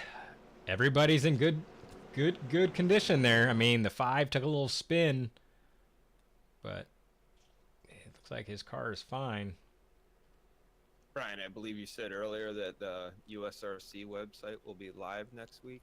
Hopefully by next week, we'll have the USRC Cup Series. It's usrccupseries.com. If you guys check it out right now, it's in the building stages, but you can actually see a rough draft of what it's going to be like as the pace car pulls off. And the 87 of Brandon Jackson and the 87 Sprint Zero Chevrolet is going to drag them all the way to the end before he gets going. It's his prerogative to go when he wants. And green flag is out. Lap 43 of 100 in the USRC Cup Series. The stage is going to end here at lap 50. So these guys have about 7 laps. I'm not good at math before this whole thing ends. As we're going 3 wide, Ryan Nichols is going to go to the... Well, nope. The 33 is going to leave the 32. Everyone wants those points, Dave. Yeah, they spread out awfully quick there. Nobody really committed to anyone. Man, this is some good-looking racing. I can't believe my wheel is not here and I can't be partaking in this, but these guys are putting on quite a show.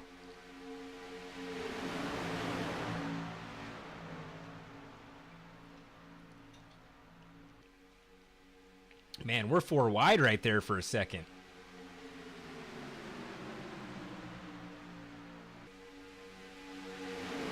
All those guys that dropped back earlier, they're starting to hang on now. They're starting to think about those bonus points in the back of their head, you know? Yeah. And you see everybody else go and you're thinking, well, maybe it is the time. As they're coming up on about 5.5 laps to go at the end of the stage, you can see them pushing on the backstretch. Guys just leaning on each other, trying to get as much time as possible. Yeah, before we had this caution, that second pack really fell back big time. I don't know what happened back there, but they were about, good 7-8 seconds back. And we see Dog teamed up with the 12 of James Wilms.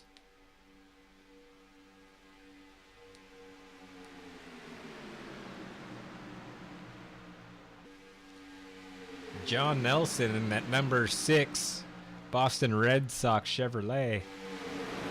Same with Dog, Wilms, and Taylor. If they can get one more car, they got a pretty good solid combination there to try and work their way up. As we see the 67 of Joe Petrick start to... Joe wants to get involved here. Maybe Joe wants a few points in that Nordgar Chevrolet. If you guys are unfamiliar with the stream in our league, the 67 of Joe Petrick is known as one of the most classy drivers you'll ever race. He plays it a long game. Joe waits, bides his time, and eats you up at the end in a methodical method. So everybody loves old Joe Petrick and that number 67 Nordgar Chevrolet. He's just all around nice guy. Everybody in the league loves him.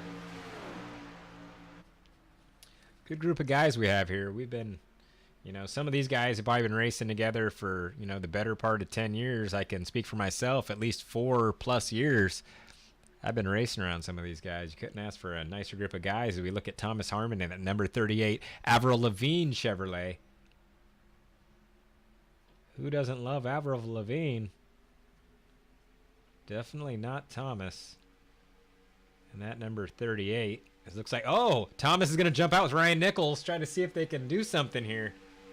And did you see the wiggle when he went out there? That's what we're talking about, the instability of these low downforce, this low downforce package.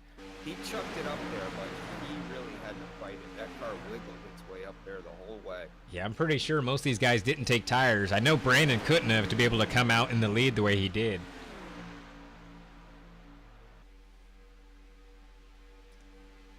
We're gonna risk a second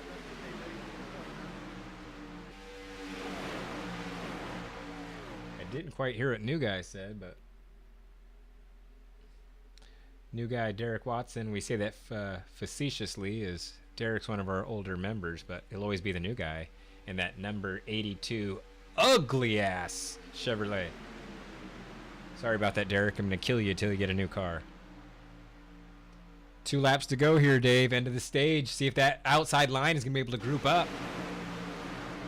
We talked to Justin Morton earlier, and he said he wanted to go. Now he has a couple of people that are willing to try with him. Let's see if Dog gets up and gives him a good push. Dog up there, Yeah. They can start thinking about it. Wilms is peaking. Wilms is kind of pinched down, but he's peaking. He wants that outside to go here.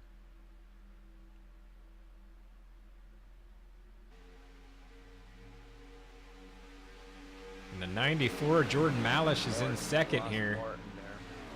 Followed by Ryan Nichols in the 42, the 12 of James Wilms, the 32 of Jason Taylor, 13 of Sean Hughes, which is a name we haven't been talking about much today. Justin Morton and Thomas Harmon.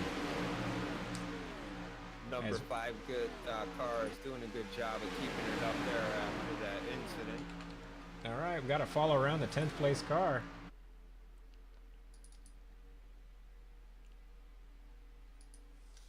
As we're coming down the backstretch to see if anyone's going to try to take those points away from Brandon. Looks like his dad's going to hop up high. Move up top lane.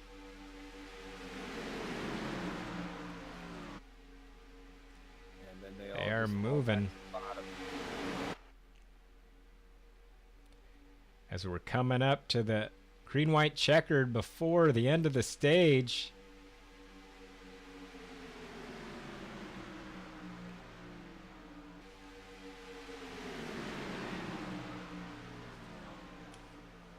All right, looks like Brandon Jackson. Congratulations, B-Jack, on the stage win right there. That was some good racing. Looks like you had got a little turned around there, Danny, but you're fine. So all the cars are good to go, guys. That's fun to watch. Good luck, and we'll talk to you here in the next 50 laps. All right, so we're going to have to pull down. Well, let's actually let B-Jack get himself settled before we start talking into the ear. We get so excited to talk to these guys that just try to pull them down automatically, forgetting that they're out there trying to catch up to the pace car. Pits and right.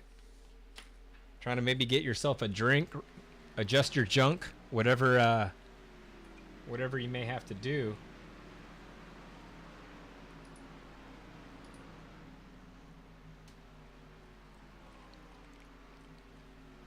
Shout out to Riley in chat. Riley's in chat, everybody. We have not seen a Scotty sighting. If you guys, anyone sees Scotty 007, please tell him we're looking for him.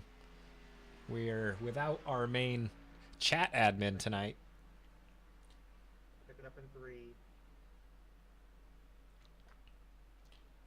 All right, we're checking up here. All right, Dave. 50 laps to go. Green flag pit stops coming. That's where races are won here. I mean, plain and simple. So the question is, you have to take tires now, right? You got to take tires. Because if you didn't take them before, you got to take them now. Because when you come in, especially for the green flag stops, you need that at least to be able to stop.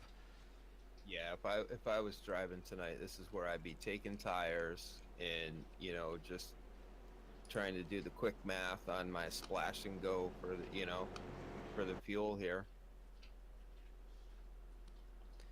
As Brandon Jackson is going to lead him down pit road, followed by the 94 Jordan Malich, the 42 of Ryan Nichols, and the 12 of James Wilms. And Sean Hughes, the number 13. Sean Hughes, one of our broadcasters here for the Friday Night Truck Series here on iTwitch Racing, that is, iTwitch Racing. Sean's a good guy, but I know that he was just waiting, and I'm sure he's going to make a lot of moves here. Oh, Danny's getting in there really slow. And I mean... Oh, the new guy. Look at the new guy back there in the pit stall. He's not all the way in. 82 of Derek Watson. Oh, my goodness. That's going to cost him. Derek, I want to pull you down to talk to you about that sliding into your pits. That's... We work so hard out on the track to make as much time as possible, and something like that happening in the pits is just devastating. Not at a track like this, because obviously we know you can be a 0 to hero within a few laps here, but moving forward, you're gonna have to make sure you hit those pit stops, because those are crucial positions you're losing. Oh yeah, if we're at a 1.5 mile track, that would have been catastrophic.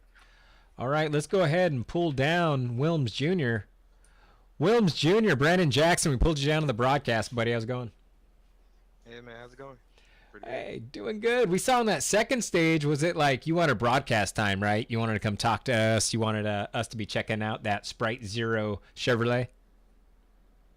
Yeah, I was kind of getting a little upset there. Nobody would pay attention to me. Yeah, we're paying attention to you now when you're in the lead. And I'll tell you what, if you win this whole thing, we'll be talking to you again. Hey, talk to us first of all about your race, but secondly, talk about the outside line here at Talladega, especially for people that may not be familiar with restrictor plate racing. Well, race is going pretty well. at the start of it, I had a mindset of I just want to get to the front and try to lead this thing, get a couple laps led. And then the outside line it just seems like you can't ever get it going. You have to have guys that are like 4 or 5 guys that are committed. 3, it just seems like it just gets stalled out. But if you get like a 4th or 5th car, you might be able to make something happen. Do you think as this race progresses on, we're going to see more commitment on that outside line? Yeah, definitely coming to the end of the race, you'll definitely see guys starting to go to the outside, starting to make some moves. I wouldn't be surprised if you started seeing 3 wide, with guys trying to fake out each other coming down to the end. But I don't think we can make it on fuel anyway, so probably have some short pitters or whoever knows. But it's definitely gonna be interesting with the fuel here. We'll be just short of it if we don't get another caution. Yeah, I was watching the Cup race today. It looked like they were running, about between 45 and 50. I think right around 47. So I mean, without giving up too much of your strategy, you think it would be better to short pit, or would you rather run it out of fuel? Well, if you, I mean, it's more of like if you got guys that are willing like to come down with you, then I think it'll be a good idea. But if you're more say new to the league, or you don't really think that anybody would short bit, you'll probably just stay with the lead pack and then take fuel at the end. Once you run it out, we'll probably be pitting anywhere from like 75 to 85 will probably be the window for guys. All right, man. Well, hey, Brandon, thanks for talking with us, brother. Hopefully we talk to you here at the end in Victory Lane. Good luck to you. Thank you. You guys enjoy the show. All right, it was Brandon Jackson, the number 87 Sprint Zero Chevrolet. Let's talk to a man that we haven't talked to today. I'm going to bring down Frank for you, Dave. Here, let me go ahead and pull it down. Frank DiMaggio, we pulled you down in the booth, buddy. How's it going? Not bad. What's your plan tonight, Frank? You just kind of sitting back, waiting to do the late race thing, or how you feeling? I'm gonna make a stop here. I don't know what the fuel window is, but it's not gonna hurt to top off. And then I'm gonna try and keep up with the lead pack, and we'll see where we're at after that last stop. And how has it been so far up to where we are now? A couple aggressive guys out there. A few guys have just been laying back with me. It's really loose on the bottom in the tri-oval on the orange tires, so that might come into effect in the last few laps of the race. Yeah, we saw earlier, a couple guys were making moves, and with the tires worn and the low downforce package, just to jump from the bottom to the second lane, they were wiggling their way up there. Yeah, it's really tough to suck up to the guy in front of you too, so it's going to be important to keep up with that lead pack, and if you want to have a chance at the end, you got to be there, so we'll see. All right, Frank, well, good luck, man. Have a good race. Thank you. All right, that was the number 24 ammo ride of, I believe that's a protectant for your car, which, Frank has a nice Corvette. You got a couple of vehicles. That's kind of Frank's thing. So that's the number 24 ammo Chevrolet. Let's pull down Jordan Malish, which is Racer0940 on Twitch or on Twitch. Jordan Malish, we pulled you down to the booth, buddy. How's it going? Oh, Jordan Malish, Mr. Racer0940 on Twitch. So we saw you up there at the second stage, and Frank just pit, which puts you, I believe, second. Tell us about the race today, and tell us about that outside line. The outside line is non-existent. I've been on the bottom line all day. I got second place just because I sat there and everybody tries to go up, and then they go up there and then they fall back. Just like I said, outside line doesn't work. Pretty much the only thing you can do is get down inside lane and stay there. So what's the plan from here on out then? You're just gonna stay with the bottom and just stick there? Yeah, hopefully I can get down as fast as I can and then just stay there. The pits, green flag stops, if we get there, is gonna mix it up a little bit, but nothing really changes. All right, man. You got anything for him, Dave? Just good luck, man. It looks like, you're pretty quiet out there, but you're up front, so just keep doing your thing. We'll do our best. All right, Jordan. Thanks for talking to us, buddy. Good luck. Hopefully we talk to you here at the end. Yeah, hope so. Y'all have a good one. So, yeah. I got to talk to, what turn are we in? Is this turn 2? Yeah, it looks like It's turn 4. We're about to go green here. For the gotta last. say, doing that interview with Frank, he's cracking me up, telling me he doesn't know the fuel window here. We all know that Frank knows everything about the fuel and the vehicle before we go into it. Fuel window here is going to be between 38 and 42 laps. Yeah, and we know that Frank is going to rewatch his broadcast. So Frank, who you fronting on, dude? Don't even try to play us like that. We're your boys as we're about to go green here. I have a feeling that B-Jack is going to drag them out again. No, he's not. He's going to go green right away. And let's see if Jordan will be able to use his, and he will be able to get down low. He doesn't know if he's clear. And now Justin's on the inside of him. And now he's able to get low. Getting that big run out front like that, that's a risky play, though, because now you can really get freight trained here. Oh, wow. We got a car go around. Looks like we're going to go. Everyone is really quiet. Oh, I need to turn up in Discord. Oh, thank you so much for the info on the audio. Sorry I missed that so late, Speedy. Thank you. I've been having an incident between the 38 and Waffle here going in on the start. Hey, Speedy, you can hear Dave talking with me, right? It's just the other drivers I didn't tinker with. I apologize for that. I wish I would have looked at chat earlier. Thank you for the heads up. And we'll make sure we turn up all the interviews moving forward. We're not streamers, or we're not broadcasters. We race. But we're trying to do our best here. Who got involved in that there, Dave? It looked like Thomas and Waffle.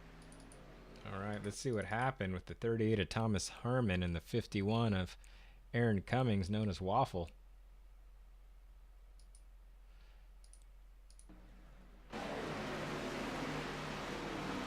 Looks like the 38's on the outside. Oh, and it looks like he just got a little bit too low.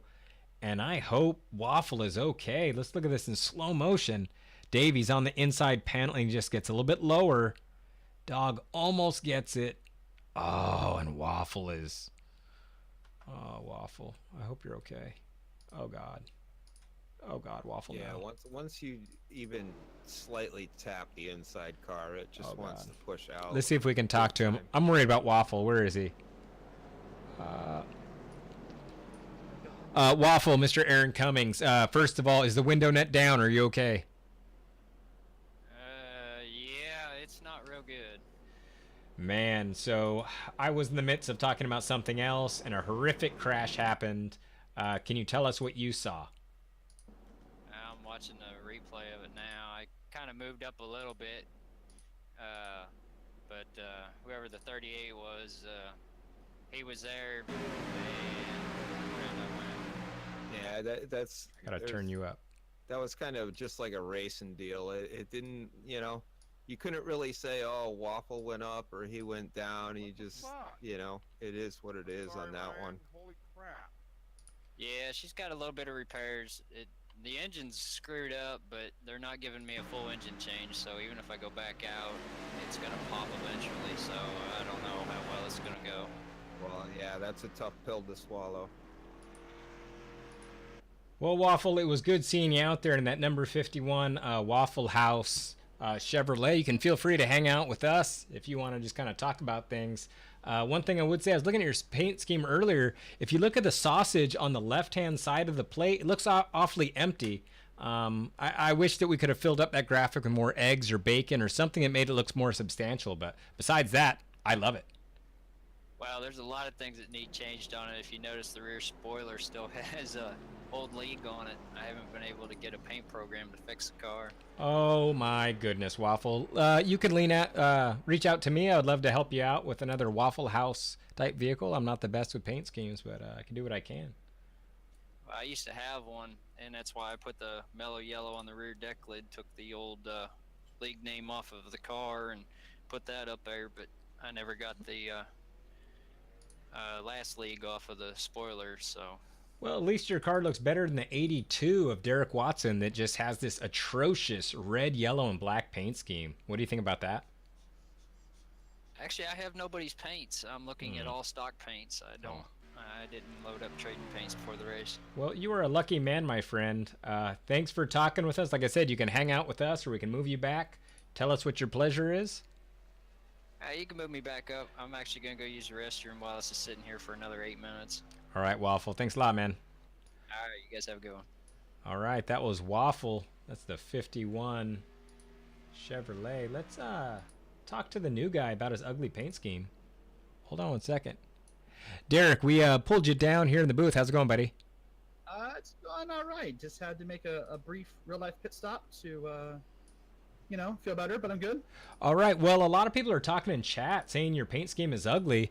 I was arguing against that. What do you got to say, first of all, about the racing out there today? And second of all, what do you say about your paint scheme? My paint scheme is fine. I love my paint scheme. That's all that matters. Although, I don't know, you call my paint scheme out on Friday. I think maybe the people are you. I'm just saying. Anyways, the racing is interesting. It's kind of single lane. I'm hoping as we get closer to the end, it picks up to a double lane. But for right now, it's kind of single lane with not a whole lot of not a whole lot of bump drafting going on. So I don't know what to make of it yet. Hold on, we got a big uproar in chat here. Oh, hold on. Something about Derek paint scheme. I don't Oh, know. gee. I can't make out what's happening here. People are upset about your paint scheme. I told them I could paint something for you, but they don't know. No, we're always busting on your chops, Derek. The new guy, as we said, although you're no way the new guy, but you'll always be the new guy to us. If we can ever get you a better paint scheme that isn't yellow and red, we'd love to help you out with that. But I mean, just out of curiosity, that Cheeto scheme has some yellow in it. Do you give him a hard time too? I call him the Stinky Cheetos. If you go back and watch the broadcast, that's the Stinky Cheetos number 12. So I bust on all of our guys, and you're no exception, buddy. We don't use that Chester Cheeto emote. We use the Stinky Cheese emote. Yeah, exactly. We're equal opportunity offenders, Derek. No, I'm excited here. We're going to hopefully go green here to the end. It's going to be fun to see how some guys work out. Green flag stops. I have a plan made out with somebody already, so we'll see what happens. I don't know if I want to tell you since others might be watching, but I'd say there's a plan. I'll put it that way. All right, buddy. Well, good luck to you. Luck, buddy. Yeah, and be careful on those pit stops. Make sure you woe it up. I will. Hopefully you didn't see that, but I suspect you did. Oh my gosh! So I'm so glad you mentioned that. That was the worst pit stop we've ever seen, at least this year. Which this is the only race we've had this year, but still, it's the worst we've seen. Low bar to set so far. Yeah. Well, I think it might win an award at the end of the year. But besides that, Derek, have a good one. Thanks for talking with us. Thanks, guys. Old new guy, man. Oh, these are some guys, man. C-Box, thanks for the follow, man. Myself and Nitro Beast on Twitch right now. We alternate streaming and stuff, but appreciate you watching the USRC Cup Series. If you're into iRacing, it is League 1000. You can also hit me up for an application, and we can get you guys in there. Otherwise, we're just glad to have you. Let's pull down Joe Petrick for you, Dave. Well, hold on here. Everybody's heading into the box right now. We're at that point where if you can conserve, you can make it on the fuel run. How many laps we have left? We're on lap 60, 40. Oh, yeah, you're on the cups. I mean, you should be able to go from here on out. You have to save, but you can make it. See, I don't know if you have to save. In the race today, they were saying about 45 to 50, so about 47 being the average in the cup cars, and we're running the exact same stuff. So I'm saying you have enough right now. On the server, on all the racing and testing I've done, on the server, 42 is pushing it. Wow. All right, so I mean that's going to be the thing here is, those pit stops in green flag conditions are going to be rough, and I believe the last couple of races we've had here at the USRC Cup Series have had green flag stops. I know when we were at Richmond, we went 100 laps green, and we got those green flag stops, and that's where people win and lose the race. So I'm looking for all of these cars up front now. They're going to look to finish it from here. All right, let's pull down Joe Petrick. First of all, Zord, thank you for the follow, man. Appreciate it. Thank you very much for watching us. Our whole crew. Let me throw down the multi-twitch here in a second. But appreciate you watching. A little cup racing. We follow the actual series, 50% race distance, segments, and all that stuff. All right, we got the link on there for you so you can see all the other drivers that are in here right now. So mute them, listen to me, or mute me and listen to them. But glad to have you. Let's pull down Joe Petrick for you. Joe Petrick, everybody's favorite number 67 Norgard Chevrolet. How's it going, buddy? Doing well, Brian. Having a good evening. Just so there's no confusion, I'm going on green. All right, Dave. Well, I'll go ahead and talk to Joe. Hey, Joe, so we see you getting up there towards the end. How's the racing out there? How's the outside line? Racing's been good. Oh, I'm sorry. We're going green, Joe. The outside line's tough if you ain't got nobody to help you. Sorry to interrupt, Joe. I didn't know you guys were going green. Thanks for talking with us. Have a good time in the booth there, Brian. Good luck, Joe. Sorry about that, guys. I was slipping on my part as the admin. We get so excited to have access to the drivers like we do. As we go racing here, the last 30-plus laps here, we're going to be 32 of Jason Taylor, who is pretty new to the league, but he's already made an impression where I remember his number, Dave, and you know I have a terrible memory. Looks like we might have lost Dave. Dave might be in the restroom, or maybe he's having Discord issues. I'm here. No. As we see, I'm just trying to see, who's going to make that move, who's going to work with who at this point.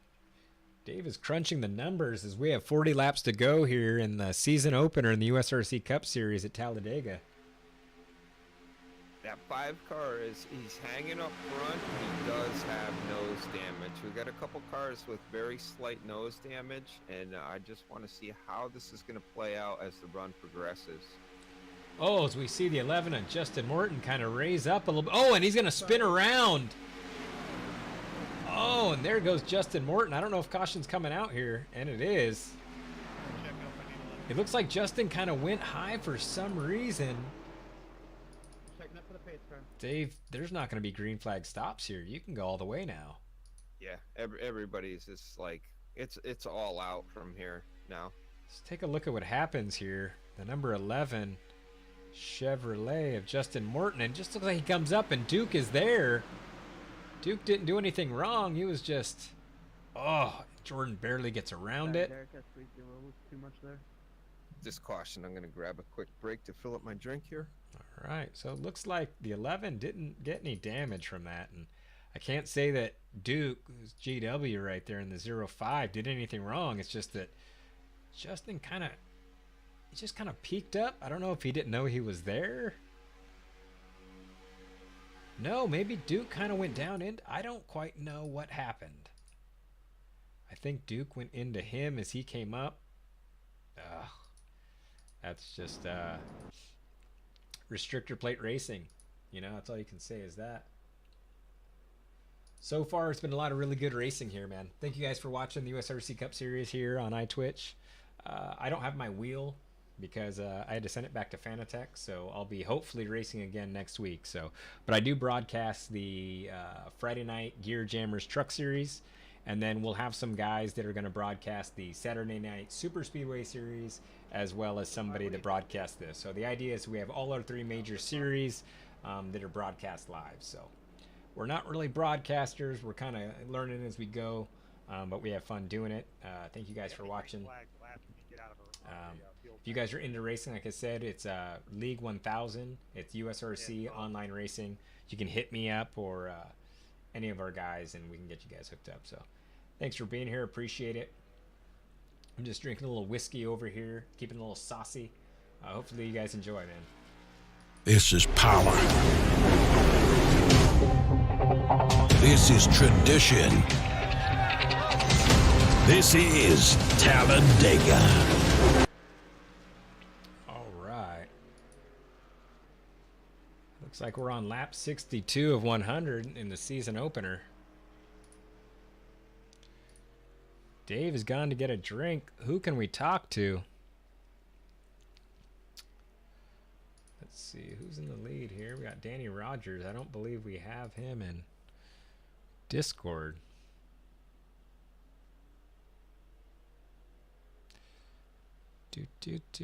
Let's pull out Sean Hughes. Sean Hughes, number 13. We just pulled you down to the booth, buddy. How's it going? Hey guys, how you doing? Man, Dave went to go get himself a refreshment, maybe a little beverage, as you know how it goes since you broadcast with me on the Friday night Gear Jammer Truck Series. We haven't seen a whole lot of that 13 Chevrolet up there today. Talk to us about the race and your strategy. Well, you know how I am at these super speedways here. I like to keep my car clean, try to be there at the end. It was looking like fuel mileage is going to be a pretty big concern there if that last run would have went green here, but I think we'll be okay. I don't suspect it's going to be the last caution anyway, so I think we're going to be good. Tires haven't really been a big factor yet, so hopefully me and my boys up here can get the top 3 spots. So who you got working with you today, Sean? I guess I'll share their names. Mr. Joe Petrick and Thomas Harmon. I've been working with those 2 guys pretty much all race. Those are a good couple guys to work with. Good luck. Appreciate it. Not a bad combo. All right, Sean. Hopefully we talk to you at the end of the race. Hopefully get that thing in victory lane. Good luck here on the last segments. We'll talk to you later, and we look forward to seeing you broadcast on the Friday night Gear Jammers Truck Series. See you then. See ya. All right, that's Sean Hughes, the number 13 Capital One Chevrolet. Now, you know, as the race is going on here, this is kind of playing out kind of like as I'm used to. We're going to see a lot of more cautions right now. Everybody's antsy. They're getting amped up. They're ready to push forward. They're ready to go. All right, Dave, I'm going to grab some nasal spray because my allergies starting to act up. Give me a moment as we follow around here on the number 5 of Danny Rogers. I'm curious to see what this number 5 is going to do. He's got a slight amount of hood damage, which, as you all know, at Dega, that can be like a huge parachute. And it's just going to be who's going to work with him, who's not going to work with him.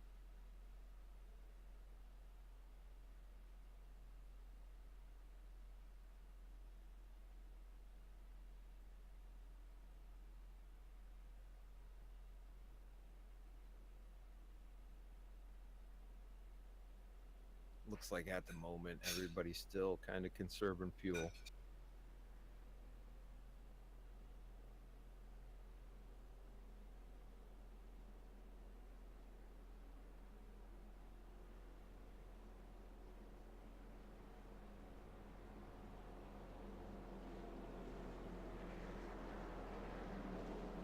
As I said earlier, when I say your fuel mileage, you know, is between 38 and 42 laps, there is a variation depending upon how you run the car, if you're leading, if you're back in the pack, but it solely is down to the driver. It's how much fuel can he save on a fuel run.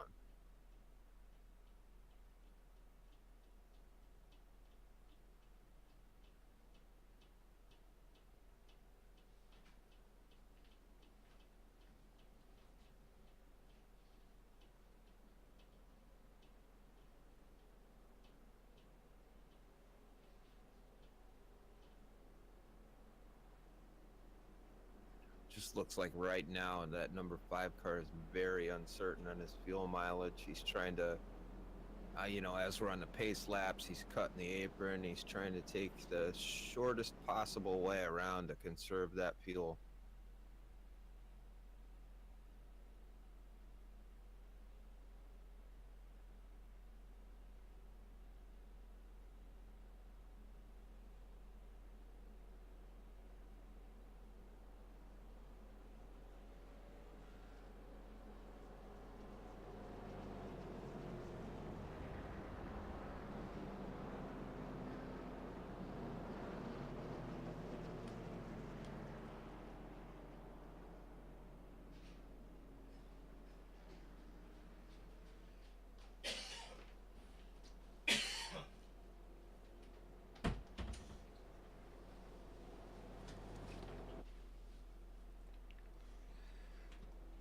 All right, I'm back. As we talked about Friday night, these are some of the most painful caution laps that you'll have in racing. So yeah, around here in Talladega, they really seem like they take forever. Let's take this opportunity, courtesy of the Weather Channel, to take a look at some drafting for some of you guys may not be as familiar.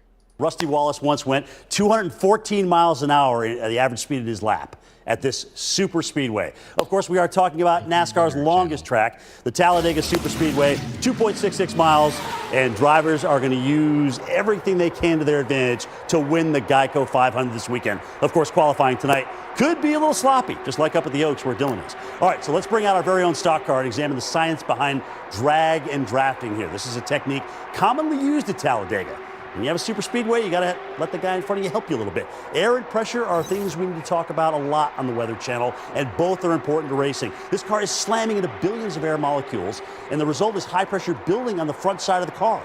As the airflow gets broken into smaller eddies and swirls on the backside, the pressure actually lowers. And this pressure difference and resistance force due to the friction between air molecules and the car is called drag, which acts to slow the car down. Now, to reduce this effect, cars are designed with airflow in mind and try to reduce the restrictions of airflow whenever possible. This is one reason why you don't see side mirrors on stock cars, right? I mean, think about what happens when you put your hands outside the window when you're driving down the interstate 70 miles an hour. You feel that drag on your hands, right? This is about getting the most speed you can out of about 800 horsepower, all right? Another way to reduce the drag is drafting, or getting extremely close to the car in front of you. The lead car actually blocks the air, and when the other car gets within inches of the lower pressure wake of the lead car, aerodynamic resistance is reduced on the front of the trailing car. Airflow behaves like it is moving over one car, decreasing the total amount of drag on both cars. The end result, each car can end up traveling 3 to 5 miles faster than if they were each on their own. So that's what teammates are for, right? Here's the deal, though. On the last lap, forget the drafting, forget everything. Right, it's winner take all. Update was brought to you by weatherchannel.com. Appreciate you guys letting me grab that off your YouTube channel, weatherchannel.com. That's always where I check to actually set all of our settings for the league race as we race the same actual statistics or temperatures as they race during the race. So thank you guys for that. As we're about to go green here, which should be the last run. Let's see if we can go green till the end. I'm looking for that number 12 car to be fired up, you know, as real world driver. Got to win today. Going on green, guys. Uh-oh, looks like the 5 is telling everybody he's going on green. In my experience, it's not a good thing. We're going to get people jumping. Backwood Racers in the house in chat. If Backwood wants to come up here into the broadcast booth or down low, as we're a little bit lower than the other channel, we'd love to have you. Missed you today. But go ahead and come in and talk with us and watch the last, what is it, about 30 laps, Dave? I can't quite see here, but last little bit here in the USRC Cup Series. Yeah, we're looking at, you know, like the last 30, 35 or so run. All the guys behind me, I'm jumped, so stay low on the start. Uh-oh. I never want to hear guys talking about pulling over, being junk, or any of that, because it becomes hectic. As we're about to go green here in the season opener, the USRC Cup Series, the last run of the evening, number 5, Pilot Chevrolet, it's a Pilot Toyota driven by Danny Rogers, and the 33 of J.W. Miller on the outside. We're going green.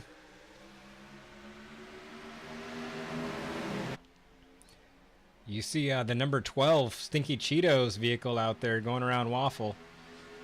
That Stinky Cheetos number 12 is James Wilms, which is Xmazia on Twitch. Xmazia. Why not watch Farm Sim? As we see the number 5 of Danny Rogers staying down low, and he's got Waffle behind him. Oh, I'm sorry, it's the new guy, rather. I'm sorry. The new guy, Derek Watson, the number 82 Ugly Chevrolet. I was watching this 5 under the caution laps. It looks like he's still kind of uncertain about fuel mileage. He was riding the apron, doing everything he could to take the shortest way around the track. All right, well, he's done a good job of keeping himself up in the top 5 all day. Riley put the Stinky Cheetos emoticon in Twitch, and yes, I agree. The Stinky Cheetos number 12, driven by James Wilms. As we see the number 13 of Sean Hughes pushing the 38 of Thomas Harmon in that number 38 Avril Lavigne Chevrolet. They really need to get Joe tucked up underneath them there to make anything work. And here comes Joe, and they have the 42 of Ryan Nichols that we haven't really talked a whole lot about today, but a whole lot in the previous few races. Yeah, Ryan, he's definitely one to watch here. And Sean Hughes is left by himself, and now here comes the 67 of Joe Petrick and the 42 of Ryan Nichols. See if Sean's going to get back down low. Nope, he's going to stick with Joe. So much for the 38 working with the 13 of 67. Thomas, everyone has a plan until you can get to the lead, then you throw it out the window. Looks like Jordan Malish, it looks like he picked up maybe a little bit of nose damage on that restart there. Wow. So it looks like, man, the 33 J.W. Miller has given such a great push to Thomas. And then you have that 5 car that's been solid all day. It's a pretty good combo there with the new guy in the 82 ugly Chevrolet. Behind them, and oh, new guy's going to jump out right in front of Sean and that ugly 82. Maybe hard to look at, but we can still push it to the lead. As the 5 is going to jump out, break up everybody, then go back down low. The 5, Danny Rogers, is a wild card, Dave. Yeah, he's typically not really committing, and he's very indecisive whether he wants to go high or low, which has got to be making the other drivers pretty nervous. That's right. Is that a dumpster fire, Riley? I don't know what's on fire there, but it looks like a dumpster fire. I think Riley's talking about some of the erratic moves coming out of the 5 car.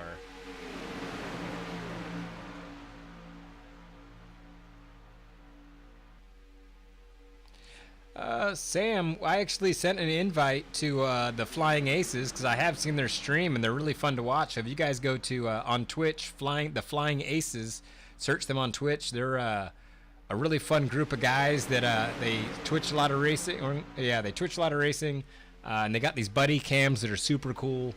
Check out the Flying Aces.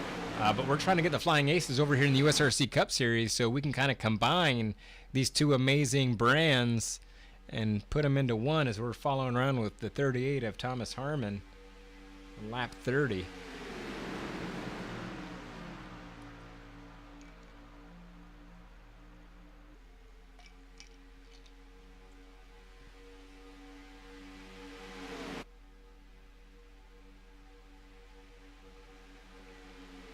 Dave, I think it might be a time for us to try the crank it up cam.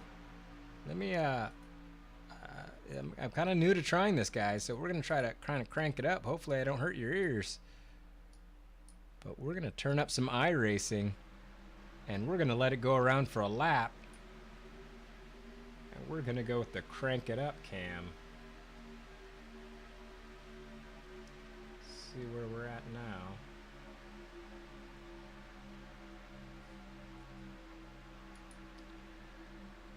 It's time to crank it up.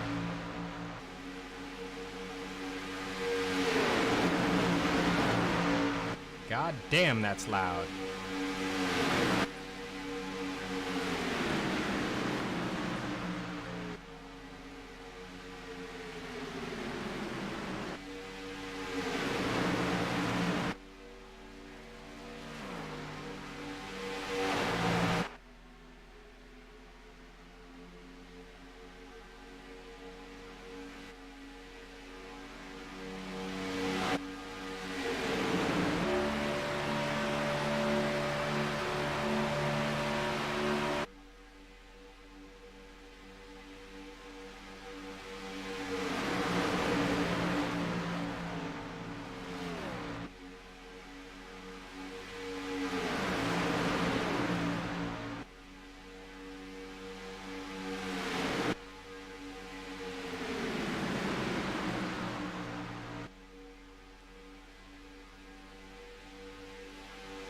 It looks like Thomas Harmon is. I'm going to try to turn it down. Let me know if I didn't get it low enough, guys, because that was a test there.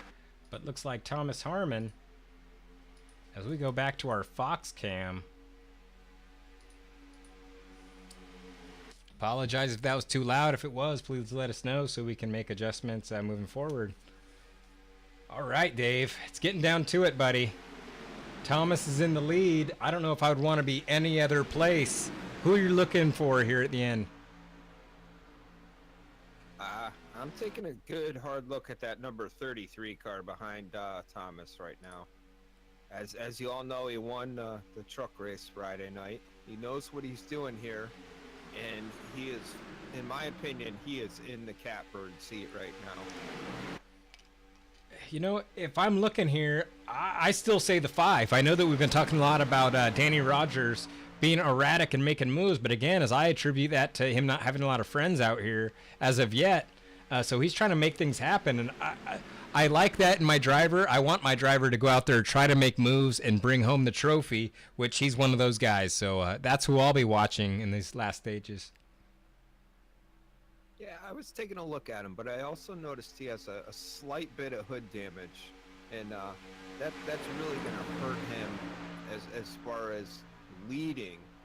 But as far as pushing someone up there to take the lead, I think, you know, he'll be strong there.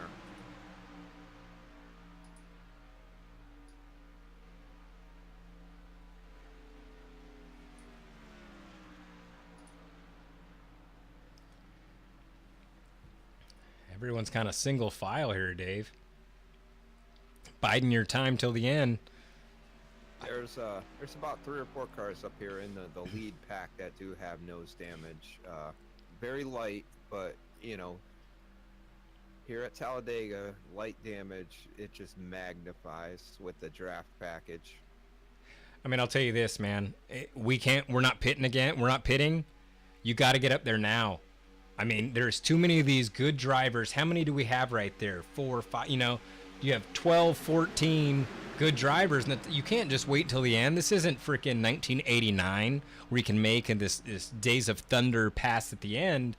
The draft model no longer works like that. You got to get up there and be able to make a move. Yeah, this is the point of the race where if you're 8th back, you should really be looking at that high line and starting to form it up and get these things side by side and battle it out here. Yeah, I mean, if I'm the 33, if I'm the 5, the 38, obviously you feel good, right? Because you're in striking distance. But anyone from 4th on back, I don't feel comfortable. I know that they're afraid of going up high, as nobody wants to make that commitment. And these cars, whereas, you know, in the Xfinity cars and the truck series that we broadcast on Friday night, you know, the outside one was cooking, as we see JW all over the 38.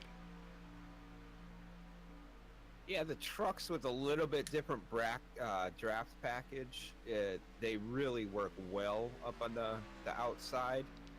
The draft package on the Cup car here is a little tougher. You don't get a bigger run, but the outside line will work. And, you know, as soon as I said that, Sean and a couple other guys, Frank, you know, they decided to go out there, and it's time to start pushing forward.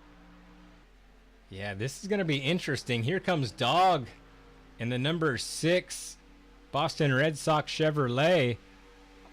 Dog's definitely an East Coast kind of guy if you've ever heard him talk. He doesn't say use guys, but, oh, the 32 jumps out. Gets in front of him. Dave is starting to get that time. I think they might have heard what we were talking about. Now it's time to start moving. Oh, yeah, for sure. That outside line is really starting to build now. I could not be more ecstatic in the season opener. This has been some awesome racing. We've only had 1 actual caution with no damage. Maybe 2. I don't know. But it's been super fun to watch. These guys have kept it together. I'm very excited to move into Dover next week. Yeah, that's going to be an exciting race to watch for sure. I'd like to remind everybody that we are running 8-week season to begin with, so it's going to go 8, 9, and 10 as there's 29 races left in the real life, so we're going to be mimicking that. So we're breaking them down into a spring, summer, and fall championship, so you'd be looking forward to that. as well as we'll be broadcasting the Friday Night Gear Jammers Truck Series, 8:30 p.m. Eastern. Sorry about that, on Fridays. Dave, see, I'm a West Coast guy, so I always have to do the math. So anytime I'm trying to talk about what I'm doing, I got to multiply. I already talked about I'm not good at math, so it's hard on me. Yeah, it's with the 3-hour difference. You know, you're always thinking about that. It's always in the back of the mind. That's what we call in sports the East Coast bias, is because everybody in the East Coast is sleeping. For instance, a game down here, the Kings games or the Warriors games, they end like at 10:30 my time. So that means the West Coast, you're sleeping. Anyways, as we have a 20 to go, Dave, I'm going to go make myself another Irish whiskey brought to you by Jameson. Jameson, because who wants to drink Jack all the time? I'll be right back.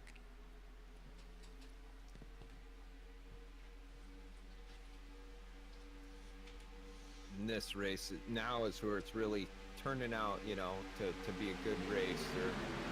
We got 2 lanes working. There was a brief moment where the outside line had more numbers than the inside. It's kind of equaling out here as far as up front, and it's just going to be a battle back and forth. They both got the equal amount of cars at the moment.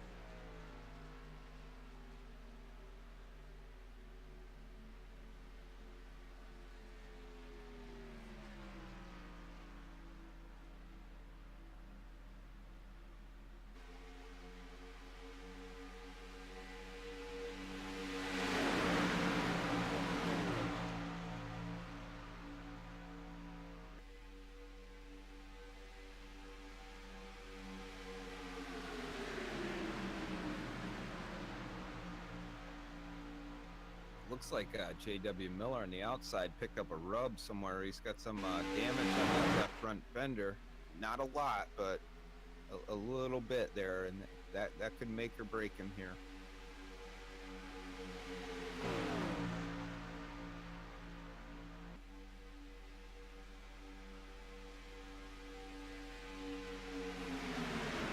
As they get a big run on the back stretch here, and they're actually pulled out a lead. But with these cars and the draft package, you do get a yo-yo effect. As we got the 31 comes up into the 6, taking them both to the wall.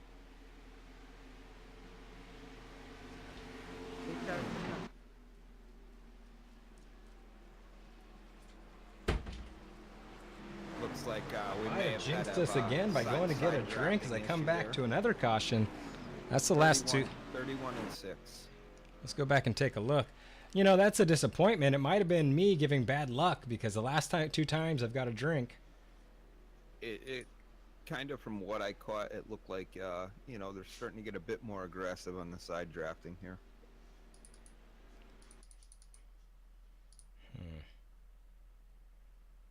All right, so we're going to have to go back and take a look at Frank's cockpit, because apparently he saw some great action. So I'm rewinding this to go back off of 4 before that crash that I think happens in the tri-oval, but we'll see what happens. Looks like we got the 31 of Gene Yates. I believe that's another East Coast Boston guy, and Gene just kind of comes up as like he didn't know Dog was there. The 2 East Coasters get together. Obviously, Gene didn't mean to do that. He just is going. He's going to pop out. And wouldn't you know it, John Nelson Sr., the number 6 Boston Red Sox Chevrolet, he's there. Oh, it's heartbreaking. Gene would be from Texas. Gene's from Texas. I'm sorry. I don't know why I thought he was from the East Coast. Let's take a look at the 24 Frank DiMaggio's cockpit. I think Gene just got a call there. You know, with the spotter package here on iRacing, you will get a clear call, but it's if you don't jump up that split second that you're clear, the draft comes into effect and they kind of pull a nose in there. I think maybe that's what caught Gene out. The number 31 Genie 8 does real life racing, typically on dirt tracks. So he's no stranger to. Oh my goodness, he's no stranger to racing. It's just sometimes it's hard because if you look out this cockpit, like for instance, we're following around the number 24 of Frank DiMaggio to see what he drives through. You just really can't see anything on these super speedways, Dave. No, if you go into slow motion, you could see just out of the left side of Frank's windshield that Gene does get a wiggle off of it. It looks like he barely grazed the apron and it got the car loose. As we follow along here with Frank, looks like we're just going into turn 4. And there, Gene just, it might have been. I think you're right, Dave. And almost got clipped. I think you're right, Dave. It's that as the tires go away, and it's not like that in the Xfinity or the trucks. Yeah, you can see he had both of his left side tires below the yellow line, and then as he started to come up off, you know, with the way the car is with the draft package, the low downforce, he just started to get that wiggle and was trying to hold on to it from there. Yeah, let's see what we're looking at now. Looks like I've got 16 laps to go. Thomas Harmon in the lead. Let's go ahead and pull down. Rusty Wallace once went 214 miles an hour at the average speed of his lap at this super speedway. Of course, we are talking about NASCAR's longest track, the Talladega Super Speedway, 2.66 miles. Sorry about that. That's a lot of new options I got here, and I'm clicking away at too much stuff. Let's bring down Thomas.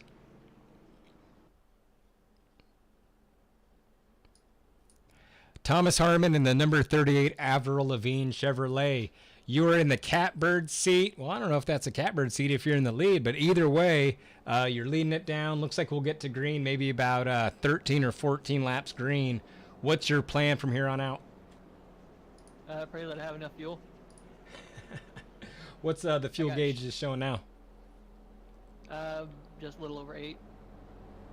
Wow. All right, so you're thinking guys might have to pit, huh? Or no? I mean, I know Sean and myself pitted before a lot of these guys did, and we're clutching it a lot right now, and we're hoping we have enough. Wow, because I was going, my fuel mileage was based off of the Cup race I was watching today. That looked like it was about 45 laps or so. Looks like you guys are a little bit short of that. So what, are we running a little bit in 40, 41 laps or something on a fuel tank, you think? About 35 to 40. Wow. These cautions have definitely made it close for us. All right, man. Well, Thomas, thank you for talking with us. Best of luck to you. We'll talk to you in Victory Lane, hopefully. And, yeah, we'll see you. Sounds good. Hope to see you there. All right, Dave. Who do we got in second place here? We got Jason Taylor, who's in the number 32. I'm going to bring down Jason Taylor for you, Dave. All right. Sounds good.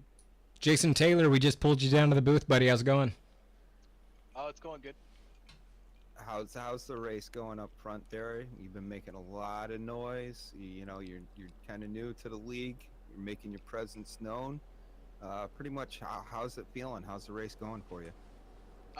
It's going really clean. I'm in the position I want to be, so I'm gonna hope that I get pushed in front of Thomas, and then I'm just gonna bail on everybody and stay in front of Thomas. All right, sounds like a great plan. Good luck, man. Bail on everybody. Well, they won't see this until after the race, so I think you're good on that one. We don't have another restrictor plate until July, so good luck to you there, Jason, and we'll hopefully talk to you afterwards. Yes, sir. All right, so number 32 of Jason Taylor. Let's talk to the number 13 of Sean Hughes. We still have a lap to go at least. Number 13, Sean Hughes in the Capital One Chevrolet. Hey, you and the 42 have actually identical paint schemes. Do you plan on working with him, or are you just going with anyone that's going to help with you? Talk to us about your plan. No, I had no idea we had the same paint scheme. Well, I wear it better, don't I? Mm. Anyway. You wore it best. I would say that, yes. Yeah, okay. Yeah. I don't know. I thought we were going to be good on fuel here. I think we're going to be a little bit closer than I thought. But, there's no chance I'm going to be saving here. So Yeah, I'm gonna try to work with Thomas. Hopefully Joe can get up here, but you know, when it comes down to those last few laps, I'm definitely just gonna go with whoever will work with me.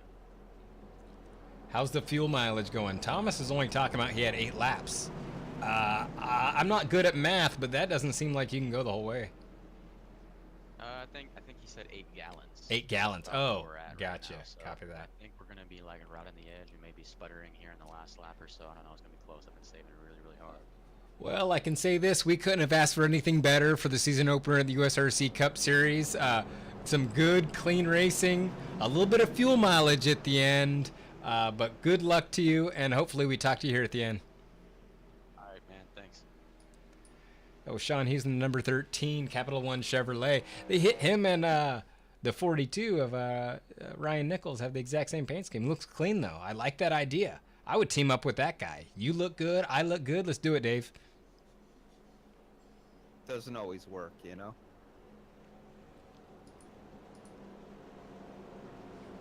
It's kind of making me wonder. Both Thomas and Sean are in the same boat. When did they not stop after, you know, we had that initial start and with the quick caution there? I don't think they stopped again. No, it's a good question. Gags, which part is too loud, buddy? Sorry about that. I've been messing with my volume. If it's iRacing, I can turn that down a little bit here. Talking about the cutaway clips that you were going Oh, to. probably the cutaway clip. Sorry about that, bro. This is like a last second thing I kind of pulled up. I thought might be fun, but I'll definitely make the adjustments and apologize to you guys. But moving forward, I'm going to try to get some cool stuff like that until they sue me. I'm going to keep doing it. It looks like we have 1 lap to go.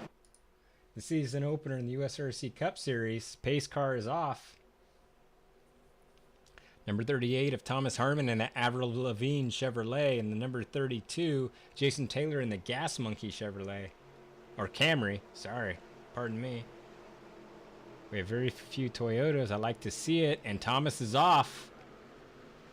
And Sean gets a good start. He's going to keep the 32 from getting low. 13 laps to go.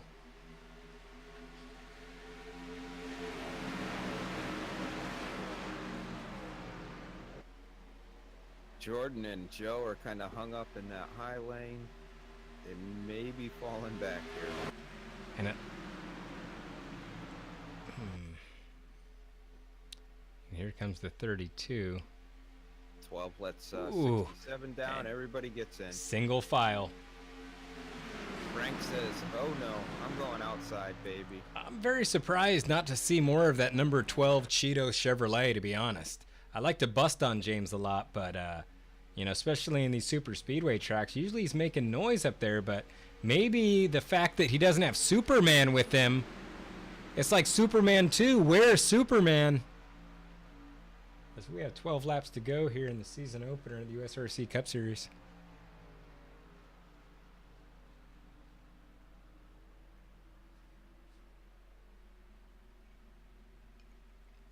Yeah, I had a little bit of trouble with that Friday night, you know, with the lack of some of the old school members, as we call them, being absent. You know, it was when you need a partner.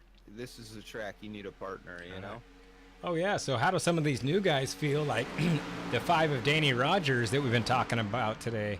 You know, really fast car, but if nobody goes with you, you can't win these things on your own, you know. As we said before, it's not 1989. These restrictor plates are really, really tough. The aero package, as difficult as it gets, as you could tell by watching the Cup race today, if anyone watched the Cup race.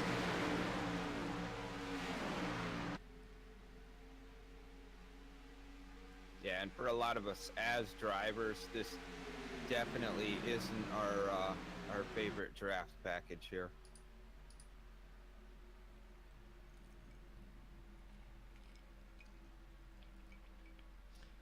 As we see the number 38 Avril Lavigne Chevrolet, that's a part of the Silent Syndicate racing team. That's him, and I know Sam is with it, and I forget who else they have in their crew, but Sean was recently asked to join officially. So they also race on Tuesday nights. They stream the races. They race DRL on Tuesday nights. So you can find Backwood Racer You can watch those, or you can find Sean Hughes, which is, geez, VA Baseball 13. Stands for Virginia Baseball 13. So yeah, you can find him on Twitch. There's an X in there too. There's a whole thing. It's actually VA Baseball X13. I keep telling him to change it. Hopefully he comes back and watches the stream and figures you can't do this, as we got 10 laps to go. USRC Cup Series, pretty much single file. So we have 2 laps to go. Hey Leo, thank you for the follow. We appreciate it, man. Myself and Nitro Beast, you can find on Twitch. We broadcast these races, but we're doing the Sunday night USRC Cup Series, and on Saturdays we have the Super Speedway Series, and on Friday night the Gear Jammer Truck Series. So hopefully you guys join us for that, as we're in the season opener here at Talladega, coming down to the end of 100 laps with Thomas Harmon in the lead.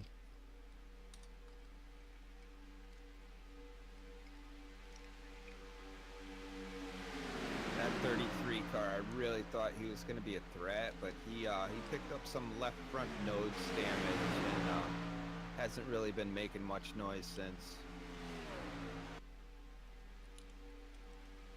I mean, Sean just does not seem like he's going to let off pushing him till that last lap to go for it.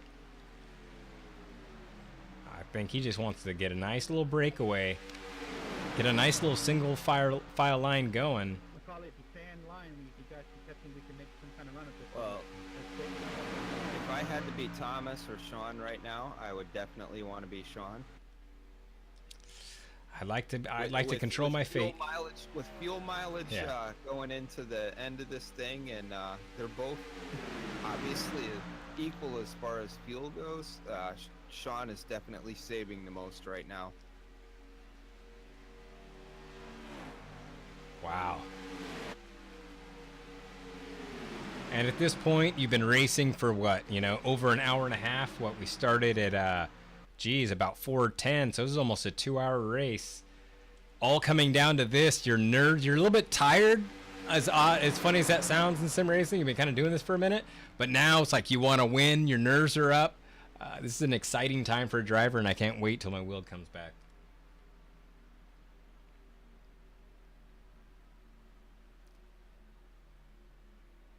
That 38 and 13 are going to be hard to beat, man.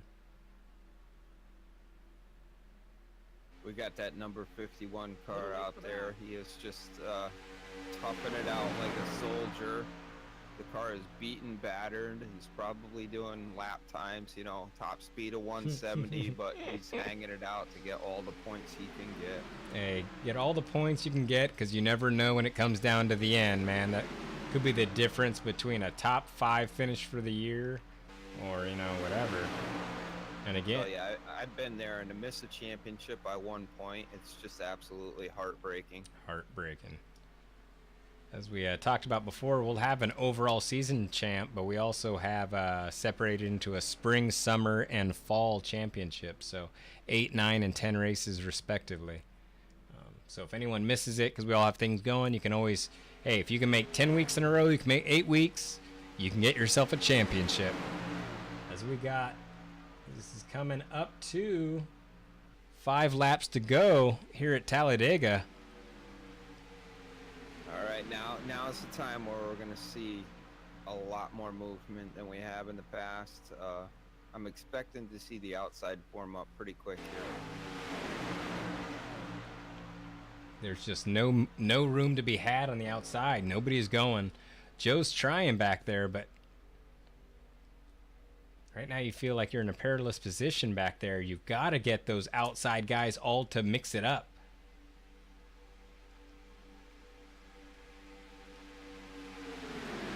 So we got Thomas Harmon followed by... Miller makes the move. He says, I'm pulling this outside lane. Let's go, boys. And the Stinky Cheetos 12 car is going to go with him. And then the 32 of Jason Taylor, followed by the 67 of Joe Petrick, but Joe's not quite hooked up. Joe's gonna try and Joe's gonna try and do is he's gonna go to the bottom. He's gonna try and suck up as much as he can on the bottom, and then use that momentum to push the top line. You got the 13 is pushing that 38 so well. Plus you got that 42. I mean, those three guys kind of seem like they're the guys to beat right now, and especially considering that 13 has the deal with the 38.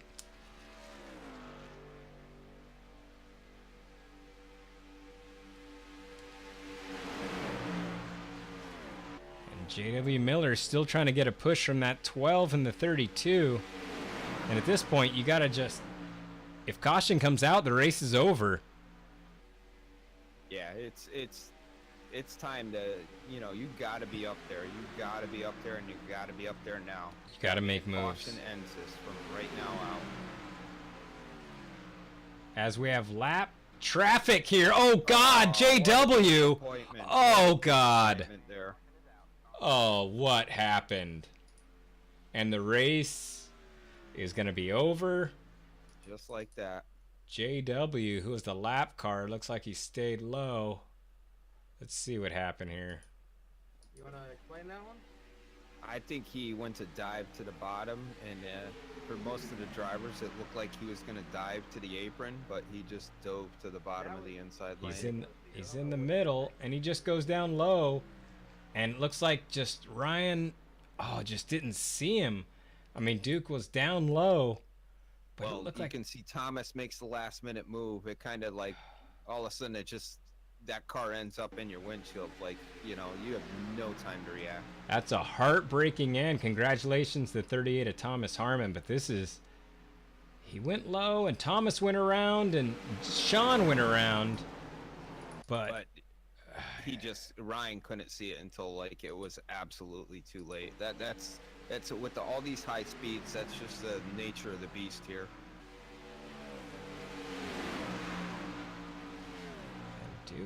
Duke's down low. Really he's really communicating what's going on here. That's going to take out a lot of cars. Wow.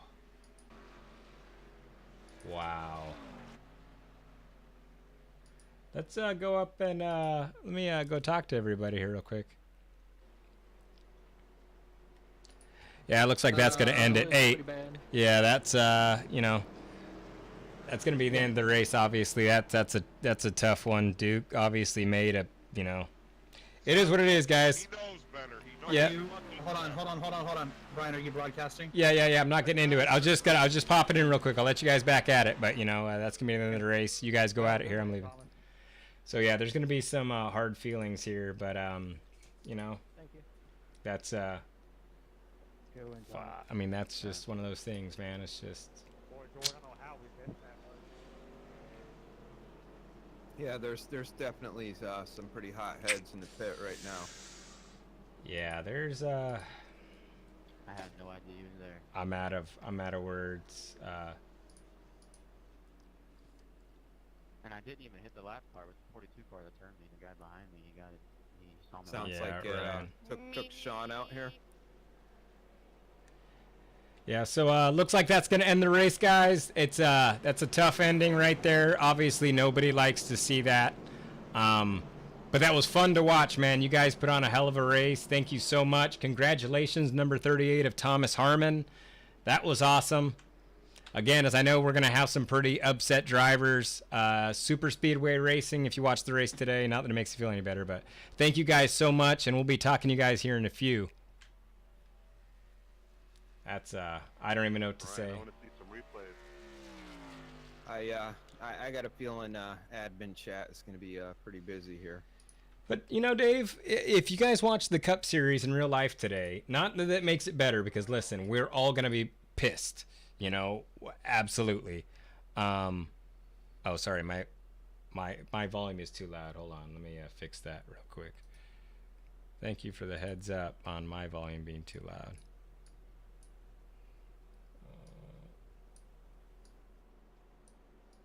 Okay, I crushed down my volume. Thank you for the heads up. Sorry about that. It's hard to get this stuff right, man. Riley, thanks. But, Dave, you watch it in real life, man. I mean, shit happens. Straight up. I mean, I don't know.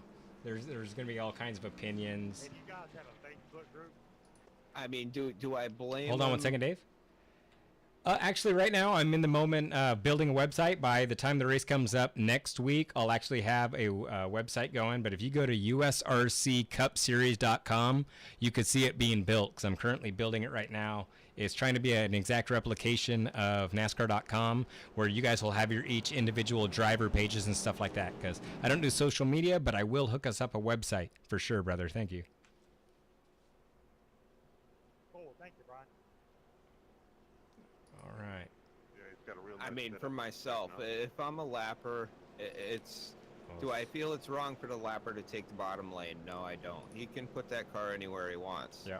But on the other hand, if myself, I was in that situation, you should have been up high. Whether I am low or high, when the lead pack is coming up on me, I am constantly communicating in race chat.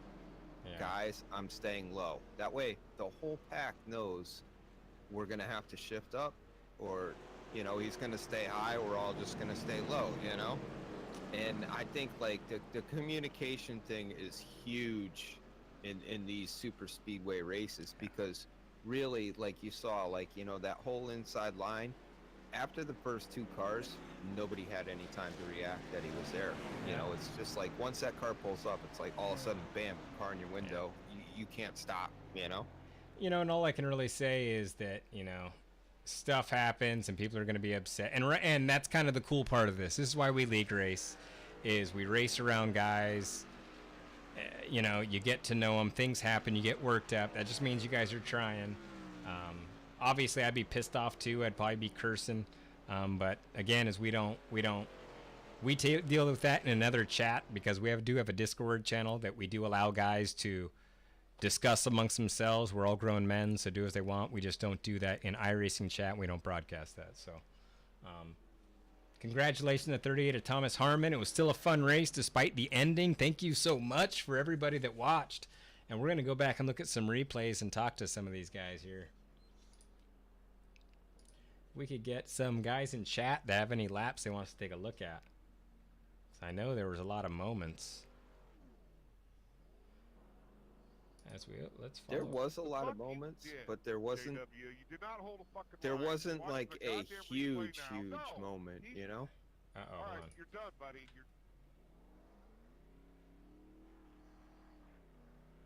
I kind of expected that.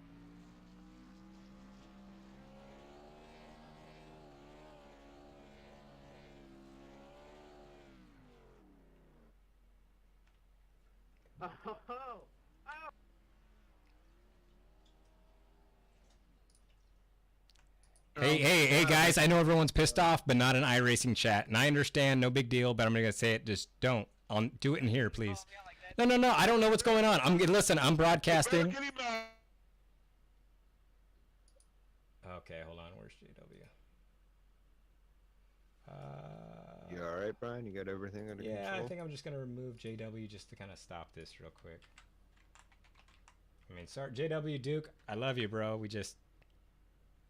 I can't, you know, because I know our guys. Listen, Duke, you're one of the guys that was always here, bro. I love you to death, man. But I trust the guys that are out there. The guys out there like James and stuff that are admins. I trust their decisions. So if they're, my philosophy, I ain't got a problem with lap cars being out on the track. I ain't got a problem with them choosing the lane they want to hold their line in. As you can hear, James is pretty much, you know, He was in the saying what I was going back saying. It's either the hold the lane, the communication.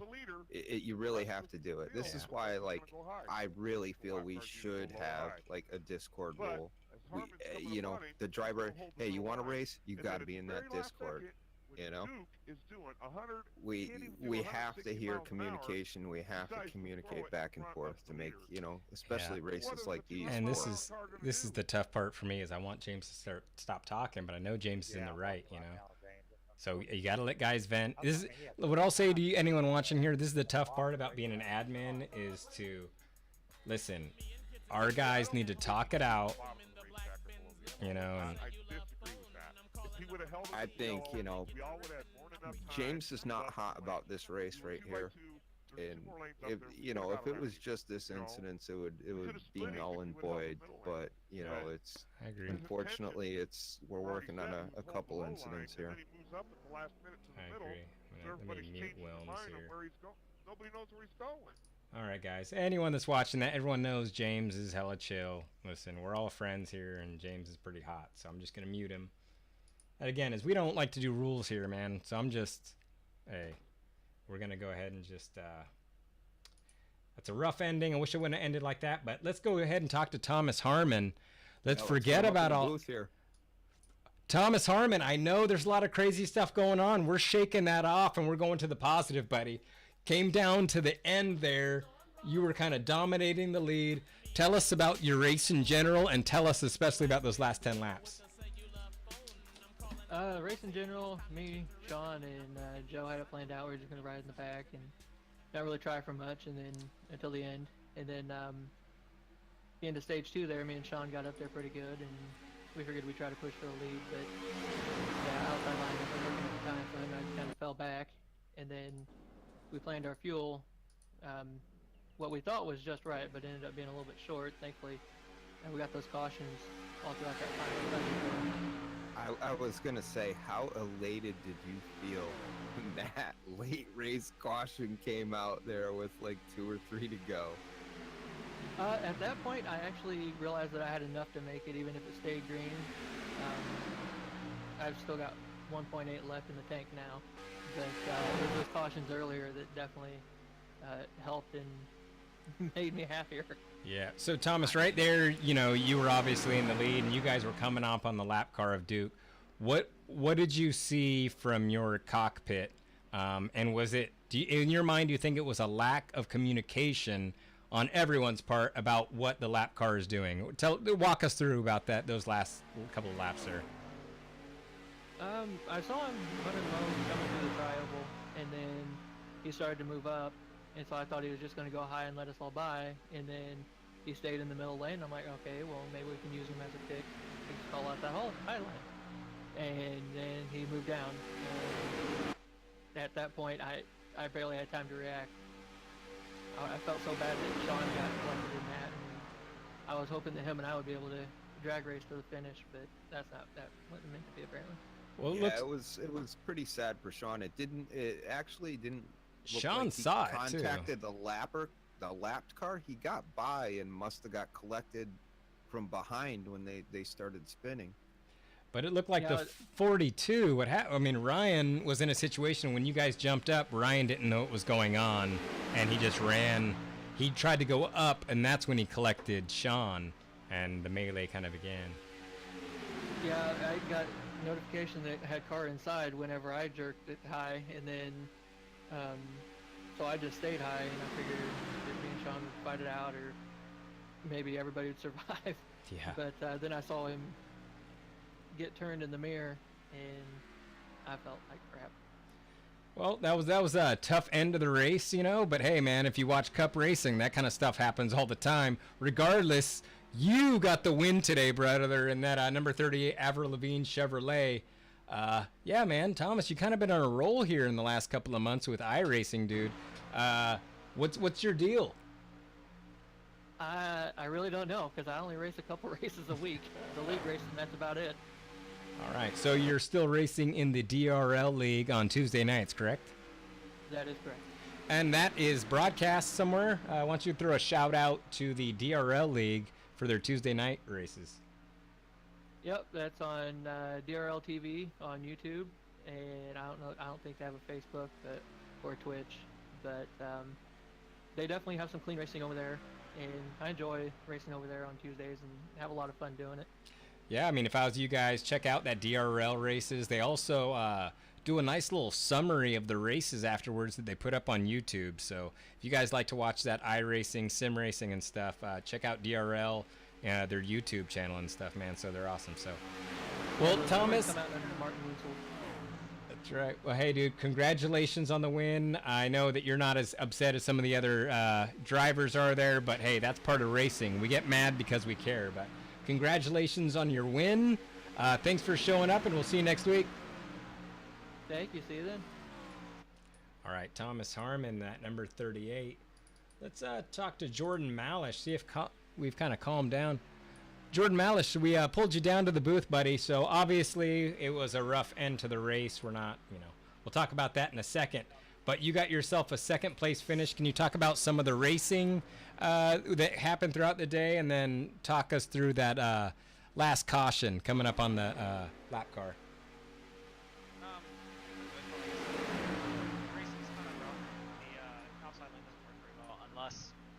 I think honestly, both lines have to be pretty even, and even that, like outside lane must have to be more cars, I almost say. So it's kind of interesting seeing that second line work at the end. As for that wreck, I don't know if you watched my cockpit. There was like zero chance of avoiding that. I kind of had the idea he was up there, of course, but I didn't have any visual of him past the point where we were coming up on him because I was in a pack and couldn't see anything. Yeah. So yeah, like I said, if you watch my cockpit, it was like milliseconds, and unfortunately, I'm not that good. I mean, and as a driver, it's easy for everybody to go back and look at a replay, but they still don't understand what you see in the cockpit as it's happening, going nearly 200 miles an hour. Like it happens instantaneous, Then you don't know where the driver is focused on. Like, I mean, granted, I was focused on the car ahead of me, but you don't know if the dude's looking in his mirror. So it's hard to. There's a lot of factors, but. Yeah, super speedway racing, dude. Obviously, we don't like to race, have a races finish like that. But I will say this, man. That was some awesome racing. Before that, whatever contact was made between drivers, there wasn't really any damage to be had, except for JW obviously caught some damage earlier, man. But you guys were fun to watch. You kept yourself within that like top 5 to 7 most of the day. Second place every single second. I got second for segment 1, segment 2, and the finish. Like I say, going back to that wreck though, like I'm amazed I got 0 damage. I kind of thank iRacing for that one, because I nailed Nichols or Sean, excuse me. Yeah, man. So yeah, I mean you're set up in a good position right there. So we're racing only an 8-week season, as we talked about before, and then we'll roll over, dude. So you got some really good bonus points leading into that last 7. So outside of this super speedway, is there anything you see on the schedule that you're looking forward to? Because next week we have Dover, obviously. I mean, Dover's the only track I know about. I haven't really looked at the schedule. Yeah, me neither. Well, how would I know where to look, Dega? Yeah, I don't know. Man. It makes for a good broadcast. That's right. I'm not really sure. I mean, super speedways I've always kind of had good, we'll call it luck. Short tracks I've always kind of done well at too, but it's kind of a toss-up for me most times. All right, man. Well, as we looking at the replay, and you really did have no time. It seemed like everybody was playing chicken, and you almost lost the battle, but coming in second, you actually gained a few spots. So I gained a lot of spots. I shouldn't have gained those spots, but hey, I won't complain. Yeah, thank goodness for iRacing. Besides that, like I say, Jordan, you've been quiet most of the day, but it's you're up there, Yeah, I mean, I know we shouldn't talk about the race, but Frank said I do apologize for going at it, but man, I'm not a fan of being called out. That's all I gotta say. Yeah, I didn't quite hear what happened, but I'd have to agree with you there. Yep. Well, all I'll say about that is, us, that we don't do rules here, so we just kind of hopefully everybody just kind of chills out, and it is what it is. We're all a bunch of grown men, so. But anyways, yeah, Jordan, hey, man, thanks for talking with us. It was a fun race. And we know people get heated, but again, I think that's part of the fun. We're all adults. We'll get it worked out, man. So appreciate it. And again, you can find Jordan on on Twitch at Racer0940. Thanks, Jordan. All right, y'all have a good one. See ya. Thanks. All right, I got to talk to the hot James Wills, when we pulled you down in the booth. First of all, I know you're really upset, and let's kind of keep it, PC, because we are broadcasting right now. But first of all, I'd like to say I'm really surprised I didn't see you up towards the front for most of the race. I thought it was the fact that Superman was gone. We were saying, where is Superman? But tell us about the race, the outside line. Then, yes, eventually tell us about how that whole race ended. The race was really good. guess, for the draft package. You guys get it. I got some front end damage to some goof ups on pit road and then on a pace lap before he was going green. So I had, I don't know, probably 12 seconds in total of between two different incidents. I think that kind of slowed me up a bit. It was shaping up to be a good finish, and well, y'all know what happened after that. So yeah, I mean, dude, obviously none of us, obviously that's a messed up finish. Me and Dave were, tripping. Do you think that a lot of that was not having a communication between the drivers? The leader wasn't talking with the lap car and vice versa. Dave had mentioned something about a rule, but I know that we're not a big fan of rules. But what do you think really ultimately caused that, and what do you think that we can do in the future to avoid that? Because I know that's a point of frustration for a lot of you guys that, you race 2 hours and try to get yourself a good finish in this 8-week season and get crashed out. Well, my honest opinion is what caused that was sheer stupidity. Bad decision making. No.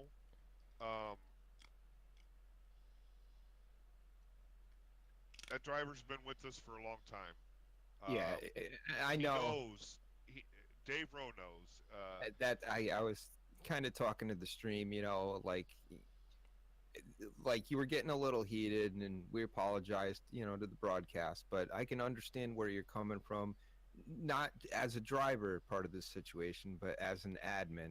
It kind of puts you in a very tough spot. But I feel, Lieutenant the right thing is happening here. Facebook.com. Yep. I mean, yeah, James, on that front, dude, like I say, is we don't do rules here. So, I mean, we're all a bunch of adults. So you guys kind of work that stuff out. So I just try to mediate when possible.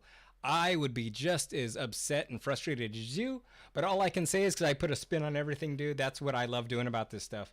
We race, we get all worked up, and, next week we try to do better. Mike Hawk wouldn't go it's a shitty deal. Nobody likes that stuff, dude. But, man, I was hoping you'd be leading some laps up there. We could talk about that stinky Cheetos. So we got Dover coming up next week. How are you at Dover? Sucks. James's stream may be a good stream to watch next week. Yeah. That will also have so much orange paint on it, you ain't gonna recognize Dover. That's right, man. Cheeto dust all over the place. If I make it that far. All right. Well, everyone knows you can find James on Xmasia, XMASIA, whatever. I've been drinking a little bit, James. But hey, man, appreciate you showing up. It's a tough, that's a tough deal right there at the end. But shit happens, brother. Well, like I say, that driver knew better. So that's all I got to say. All right, buddy. Well, thanks for talking with us, and we'll talk to you later. Yep. Thanks. That's a tough one, Dave. Like like James, he's been around a long time. He's, we're all friends here. Yeah.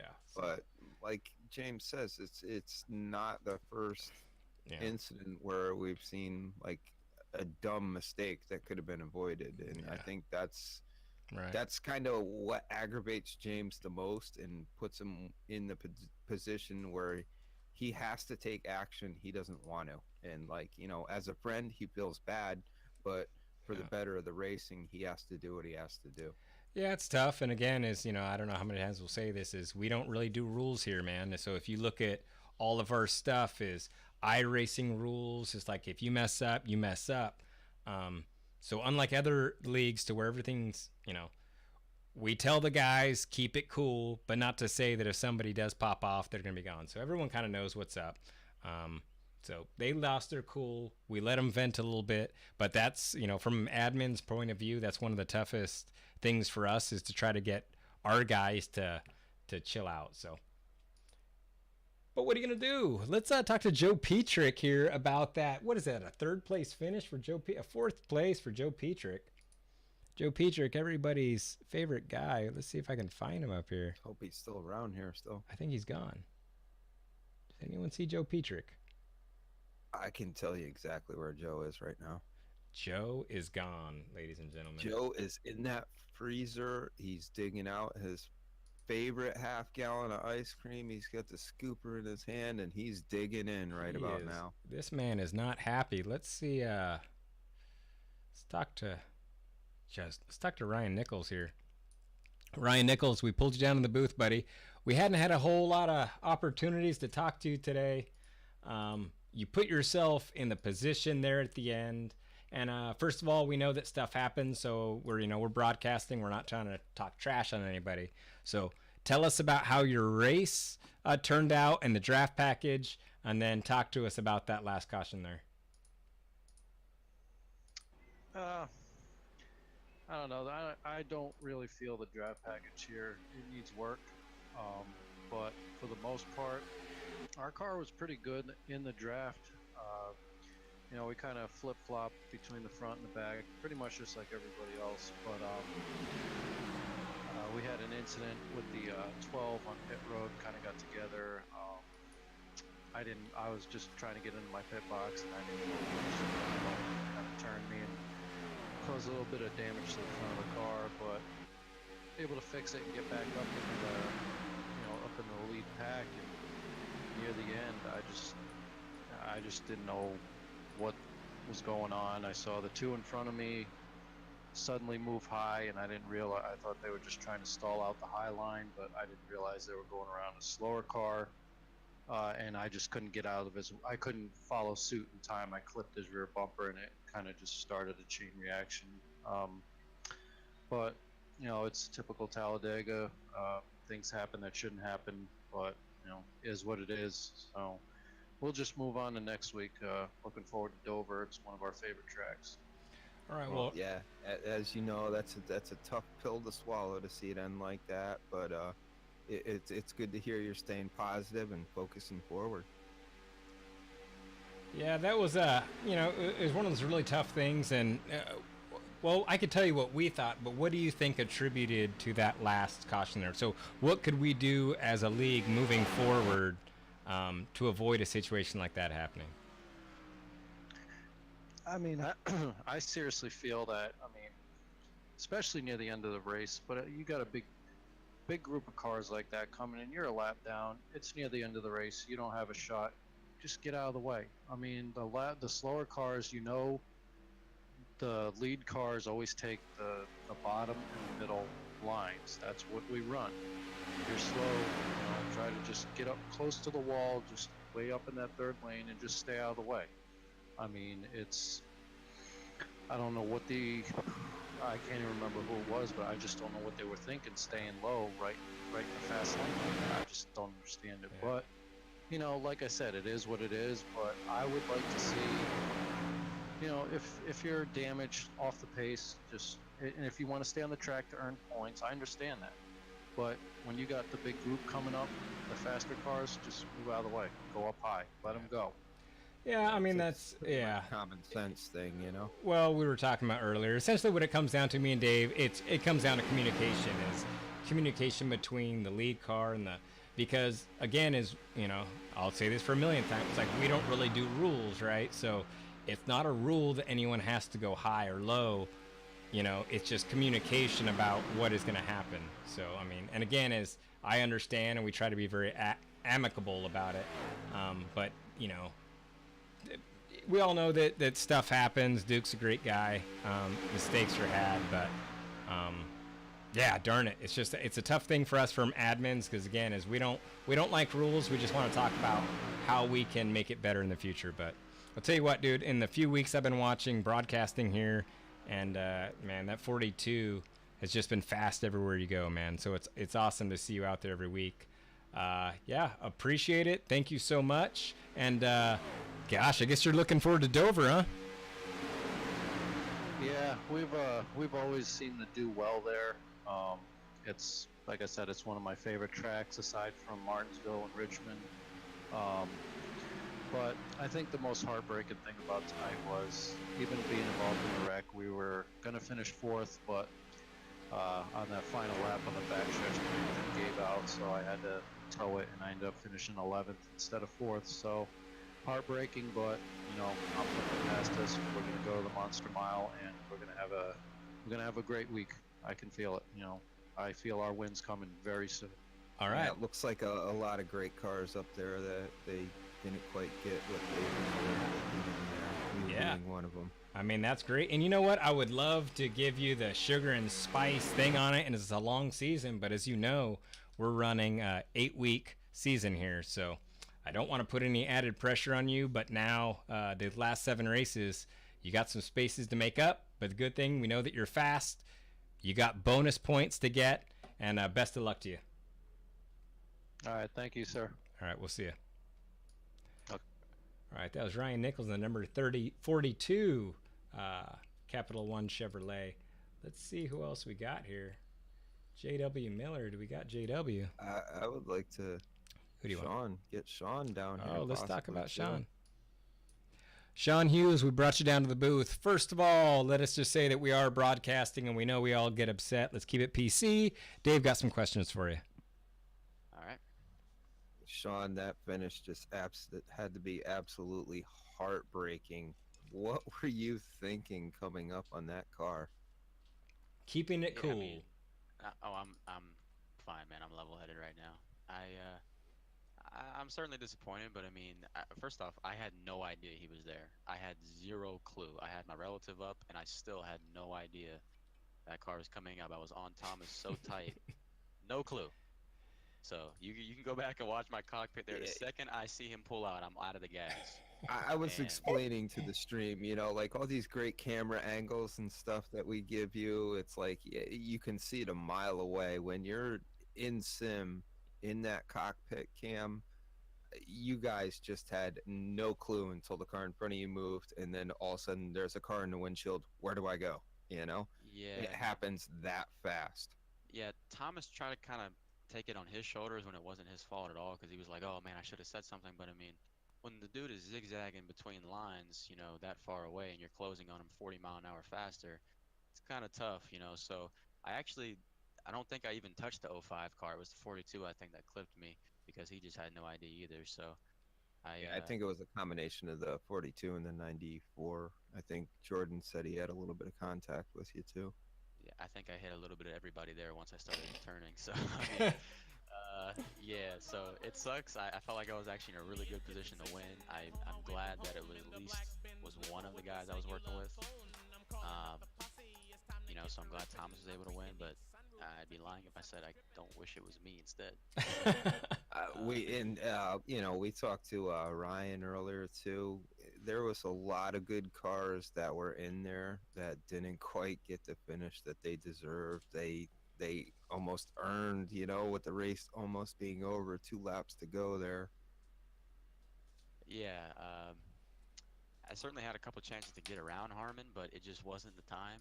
And I was literally starting to think about coming out. I saw that high line coming, and just, I guess his paint scheme, I'm looking at it here now, it says suicidal tendencies. I guess that is a pretty good moniker here. That's what Duke did. That's Duke. Hey man, we all make mistakes. But so yeah, we're kind of looking in your cockpit right now in slow motion. What Dave and I had been saying is, to us, it seemed like a lack of communication, either between oh my God, looking at it in replay, it is hilarious. Between the lap car and, because it goes both ways. Obviously, first of all, we keep saying this is we don't have any, essentially rules here, and the lap car can go where he wants, right? So do you think that if we had better communication, we could have done that? Should we make sure that everybody is in Discord? How can we go about, trying to minimize something like this happening in the future? Yeah, I'm certainly not upset he went to the bottom. Like, that's completely understandable. The thing that kind of gets me is he didn't say a word. No one at the front communicated. Yeah, that's exactly how I feel. Like, even if I'm a lapper or I'm in the lead car, if I'm in that situation, I feel like I should be communicating. Whether I be the lapper, if I would be saying, guys, I'm staying on the bottom, make sure everybody knows. Thomas, although it's not his fault, I would have liked to have seen him communicate, Well, I mean, I'd like to think Harmon, in fact, I know Harmon was waiting for him to say something probably. He was waiting for him to make up his mind. I can understand where he's coming from, Yeah. Yeah, I mean, at that point, he's straddling, that white line. And if he says, "Oh, he's in the middle lane, we got it," and then suddenly he goes to the bottom, then he's the one that's probably being blamed here, right? So Yeah. Well, the Thomas is he definitely not the one to blame. no, not And like I said, I would have liked to hear him communicate, but as you were saying, you know, watching the replay, he can't communicate what he's doing because Thomas doesn't have a clue what he's doing. You know, he's just he's making random moves. You know. So Sean, when you kind of ran up there, and you know, because obviously what happened is there was a lack of communication, and you jumped out, and Ryan Nichols had a hard enough time. Then you get sideways, and you take out a few cars. Do you feel bad about any of the cars you take out, or you just figure it's like, hey, dude, I was trying to do my stuff, and if Stinky Cheetos got caught up in it, it's just how it happens? I mean, I don't really feel bad when it's not my fault, you know. I don't really feel like I was a culprit of anything. I did the best I could, and it sucks. I didn't want anybody to get wrecked, including me or anybody. So You're just kind of along for the ride at that Right, I point. mean, You know, if what I happens felt like- happens.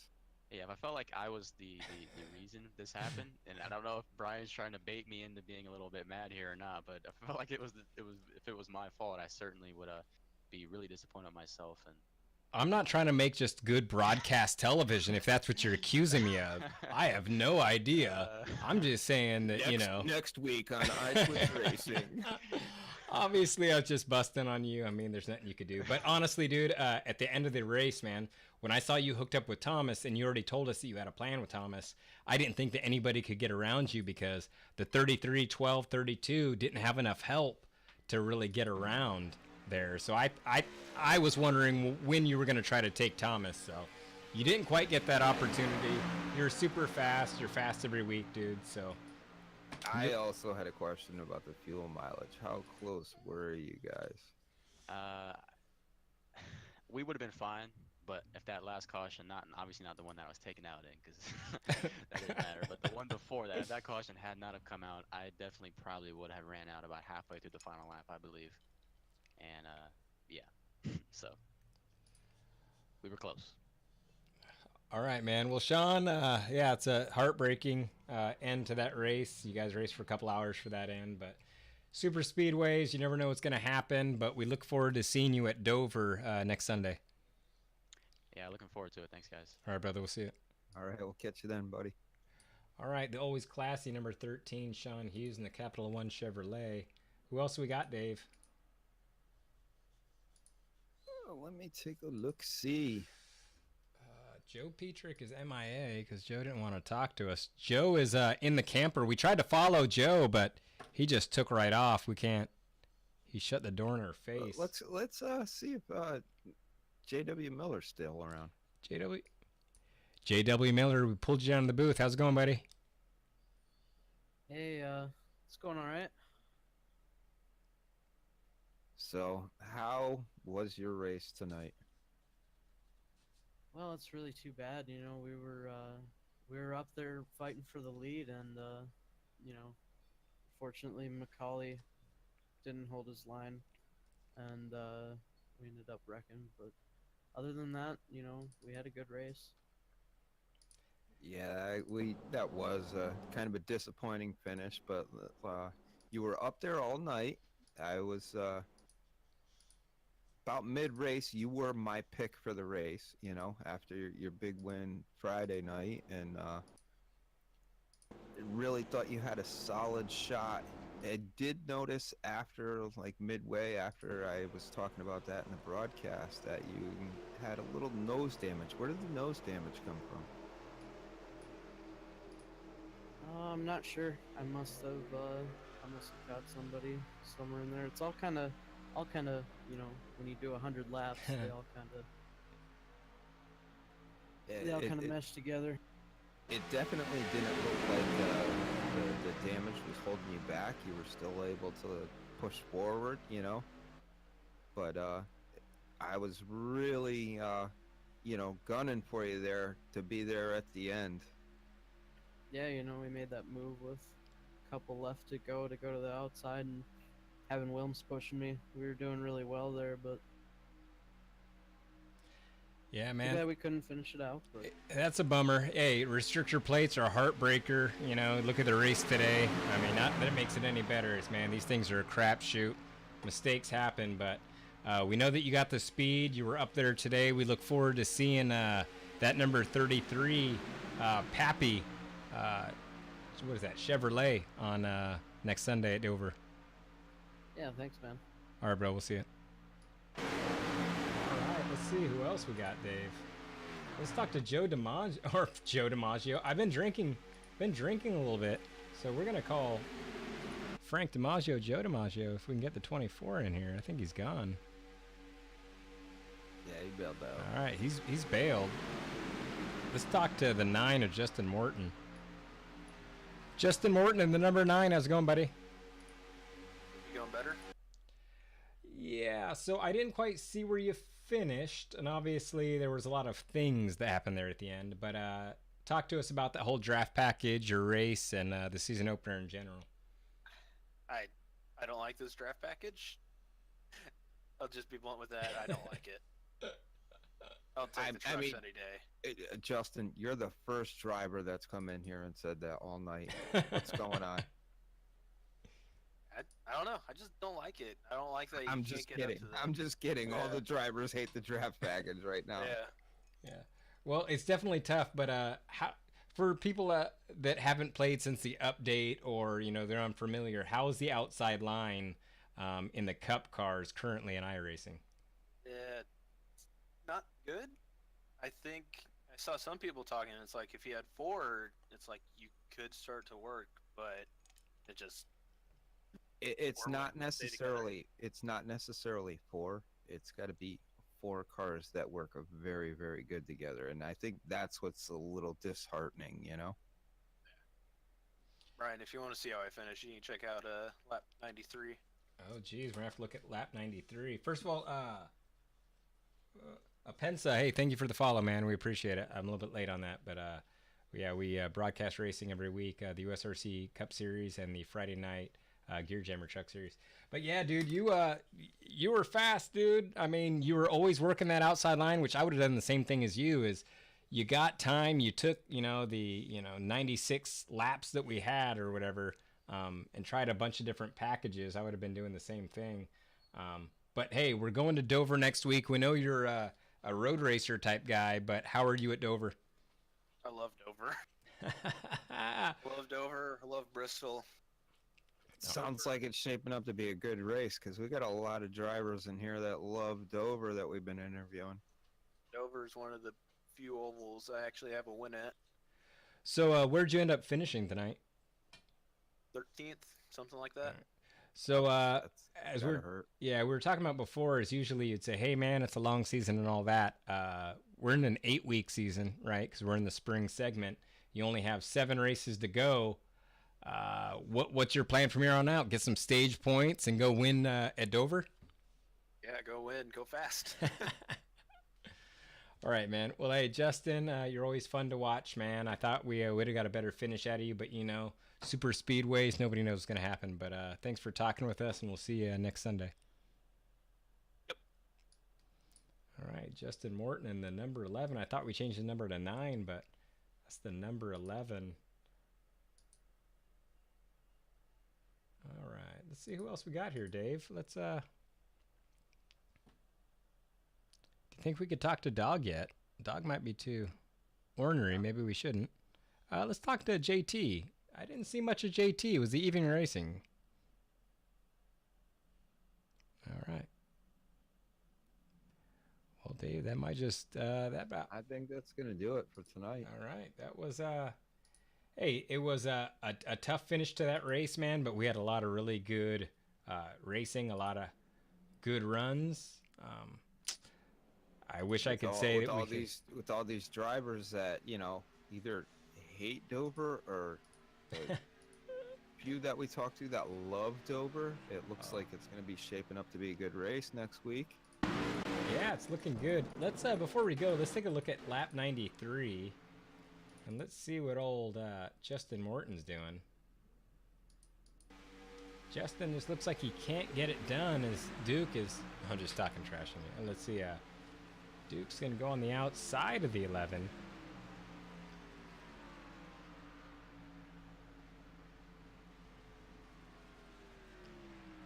Looks like, oh, no, can't quite make the pass there. And Justin's starting to catch up to that ugly number 82 of Derek Watson. Get a new paint job, Derek, new guy. As the 11 runs up on him. Oh, we do have Thomas still. Oh, we already talked. We talked. Oh, Jonathan Thomas. Oh, JT. We could talk to JT. But was he racing? I didn't even see him out there. That's what my question was. Oh, he was. Let's talk to him. Oh no! Duke, what happened? No! No! Looks like he's just a little bit offset. Touched up Justin, and Justin can't quite get it done. We're going to call that down the 11. No, that sucks. Yeah. It's a shame to see him have. See Justin have two races. You know, just bad luck here. Yeah, man. Saw it last week in the truck race where he was trying to get around a slower car and had an issue, and then tonight. Yeah, man, it's a tough gig, but I'll tell you what, this was super fun for us to watch, man. I couldn't be happier about the season opener. Obviously, the ending was something yet to be desired, but again, that kind of stuff's always going to happen. So, you know, it is what it is. Some of our guys got a little bit excited, but who wouldn't after spending 2 hours in front of their computer, maybe even 3 practicing, and that happens. You know, we account for that, Dave. You know, I've been known to get a little bit salty a time or two, so that happens. We'll move forward to Dover. Yeah, definitely. It's looking like it's shaping up to be a good race, man. It looks like next Sunday night's broadcast is gonna be off the chain. Yeah, man, it should be a good one. We're also doing the broadcast of the Gear Jammers Friday Night Truck Series, which is one of the most popular series that we have. If you guys are looking for a Friday night or a Saturday night, which is Super Speedway League, search Gear Jammers in the Truck Series, or hit up myself or Nitro Beast or James Wilms, Xmazia, whatever you want to call him. But yeah, we have a lot of really good racing, and we're going to do some broadcasting here coming up. So I see a Jedi popping up in chat. Who is he in game? So Dave's on a big mission to get everybody put what their names are in Discord, so we could, because sometimes basically in Discord, if we don't know who you are, we don't pull you down. But I believe Jedi is Jason. Is it Jason Taylor is Jedi? We apologize. We know we got some new guys, and me and Dave are definitely slow because our brain cells are slowly deteriorating. Oh, the 32. Yes, Jason Taylor in the 32. It's the Jedi Messiah. Yeah, man, that was. Let me break out my notebook here. Yeah, I actually have stuff written down. I'll also like to say thank you to the follow for Sadist. Appreciate Sadist and Leo and Apenza were the last few followers. I don't know if you guys are here, but we do genuinely appreciate it. And again, it's myself and Nitro Beast. We'll do the broadcasting on these races. You can find us Friday through Sunday doing some iRacing. So hopefully my wheel comes back and I'll be racing next week, so you won't have this cool camera and this awesome voice. But we'll get someone. Hopefully we can get Dave to start broadcasting these. We'll have the cool camera, but that's right, man. So this was definitely fun. I definitely rather be racing myself, obviously, but yeah, this was good times, Dave. I had fun hanging out with you, having a few mixed drinks here, and enjoying my weekend before we get into the madness of Monday and real life begins. Yeah, for sure. Hopefully we can get, some midweek gaming in and midweek gaming. Yeah, we appreciate you guys watching. If there's anything we could do to improve the broadcast, definitely let us know, because we're definitely going to be doing Friday, and we're hopefully doing Saturday and Sunday. So we may not be the best broadcasters, but we're willing to try. You guys let us know what you want to see. Besides that, man, appreciate it. And I think we're going to raid Xmazia. Let's put this in here, right? Everybody go in there and give him a really tough time. Give this guy a hard time about being that stinky Cheetos number 12. But On behalf of myself, iTwitch Racing and Nitro Beast, thank you guys for watching the broadcast. We're going to raid Xmazia. Have a safe week for real. So we see you guys next week. So we'll see you. Let's try this raid action.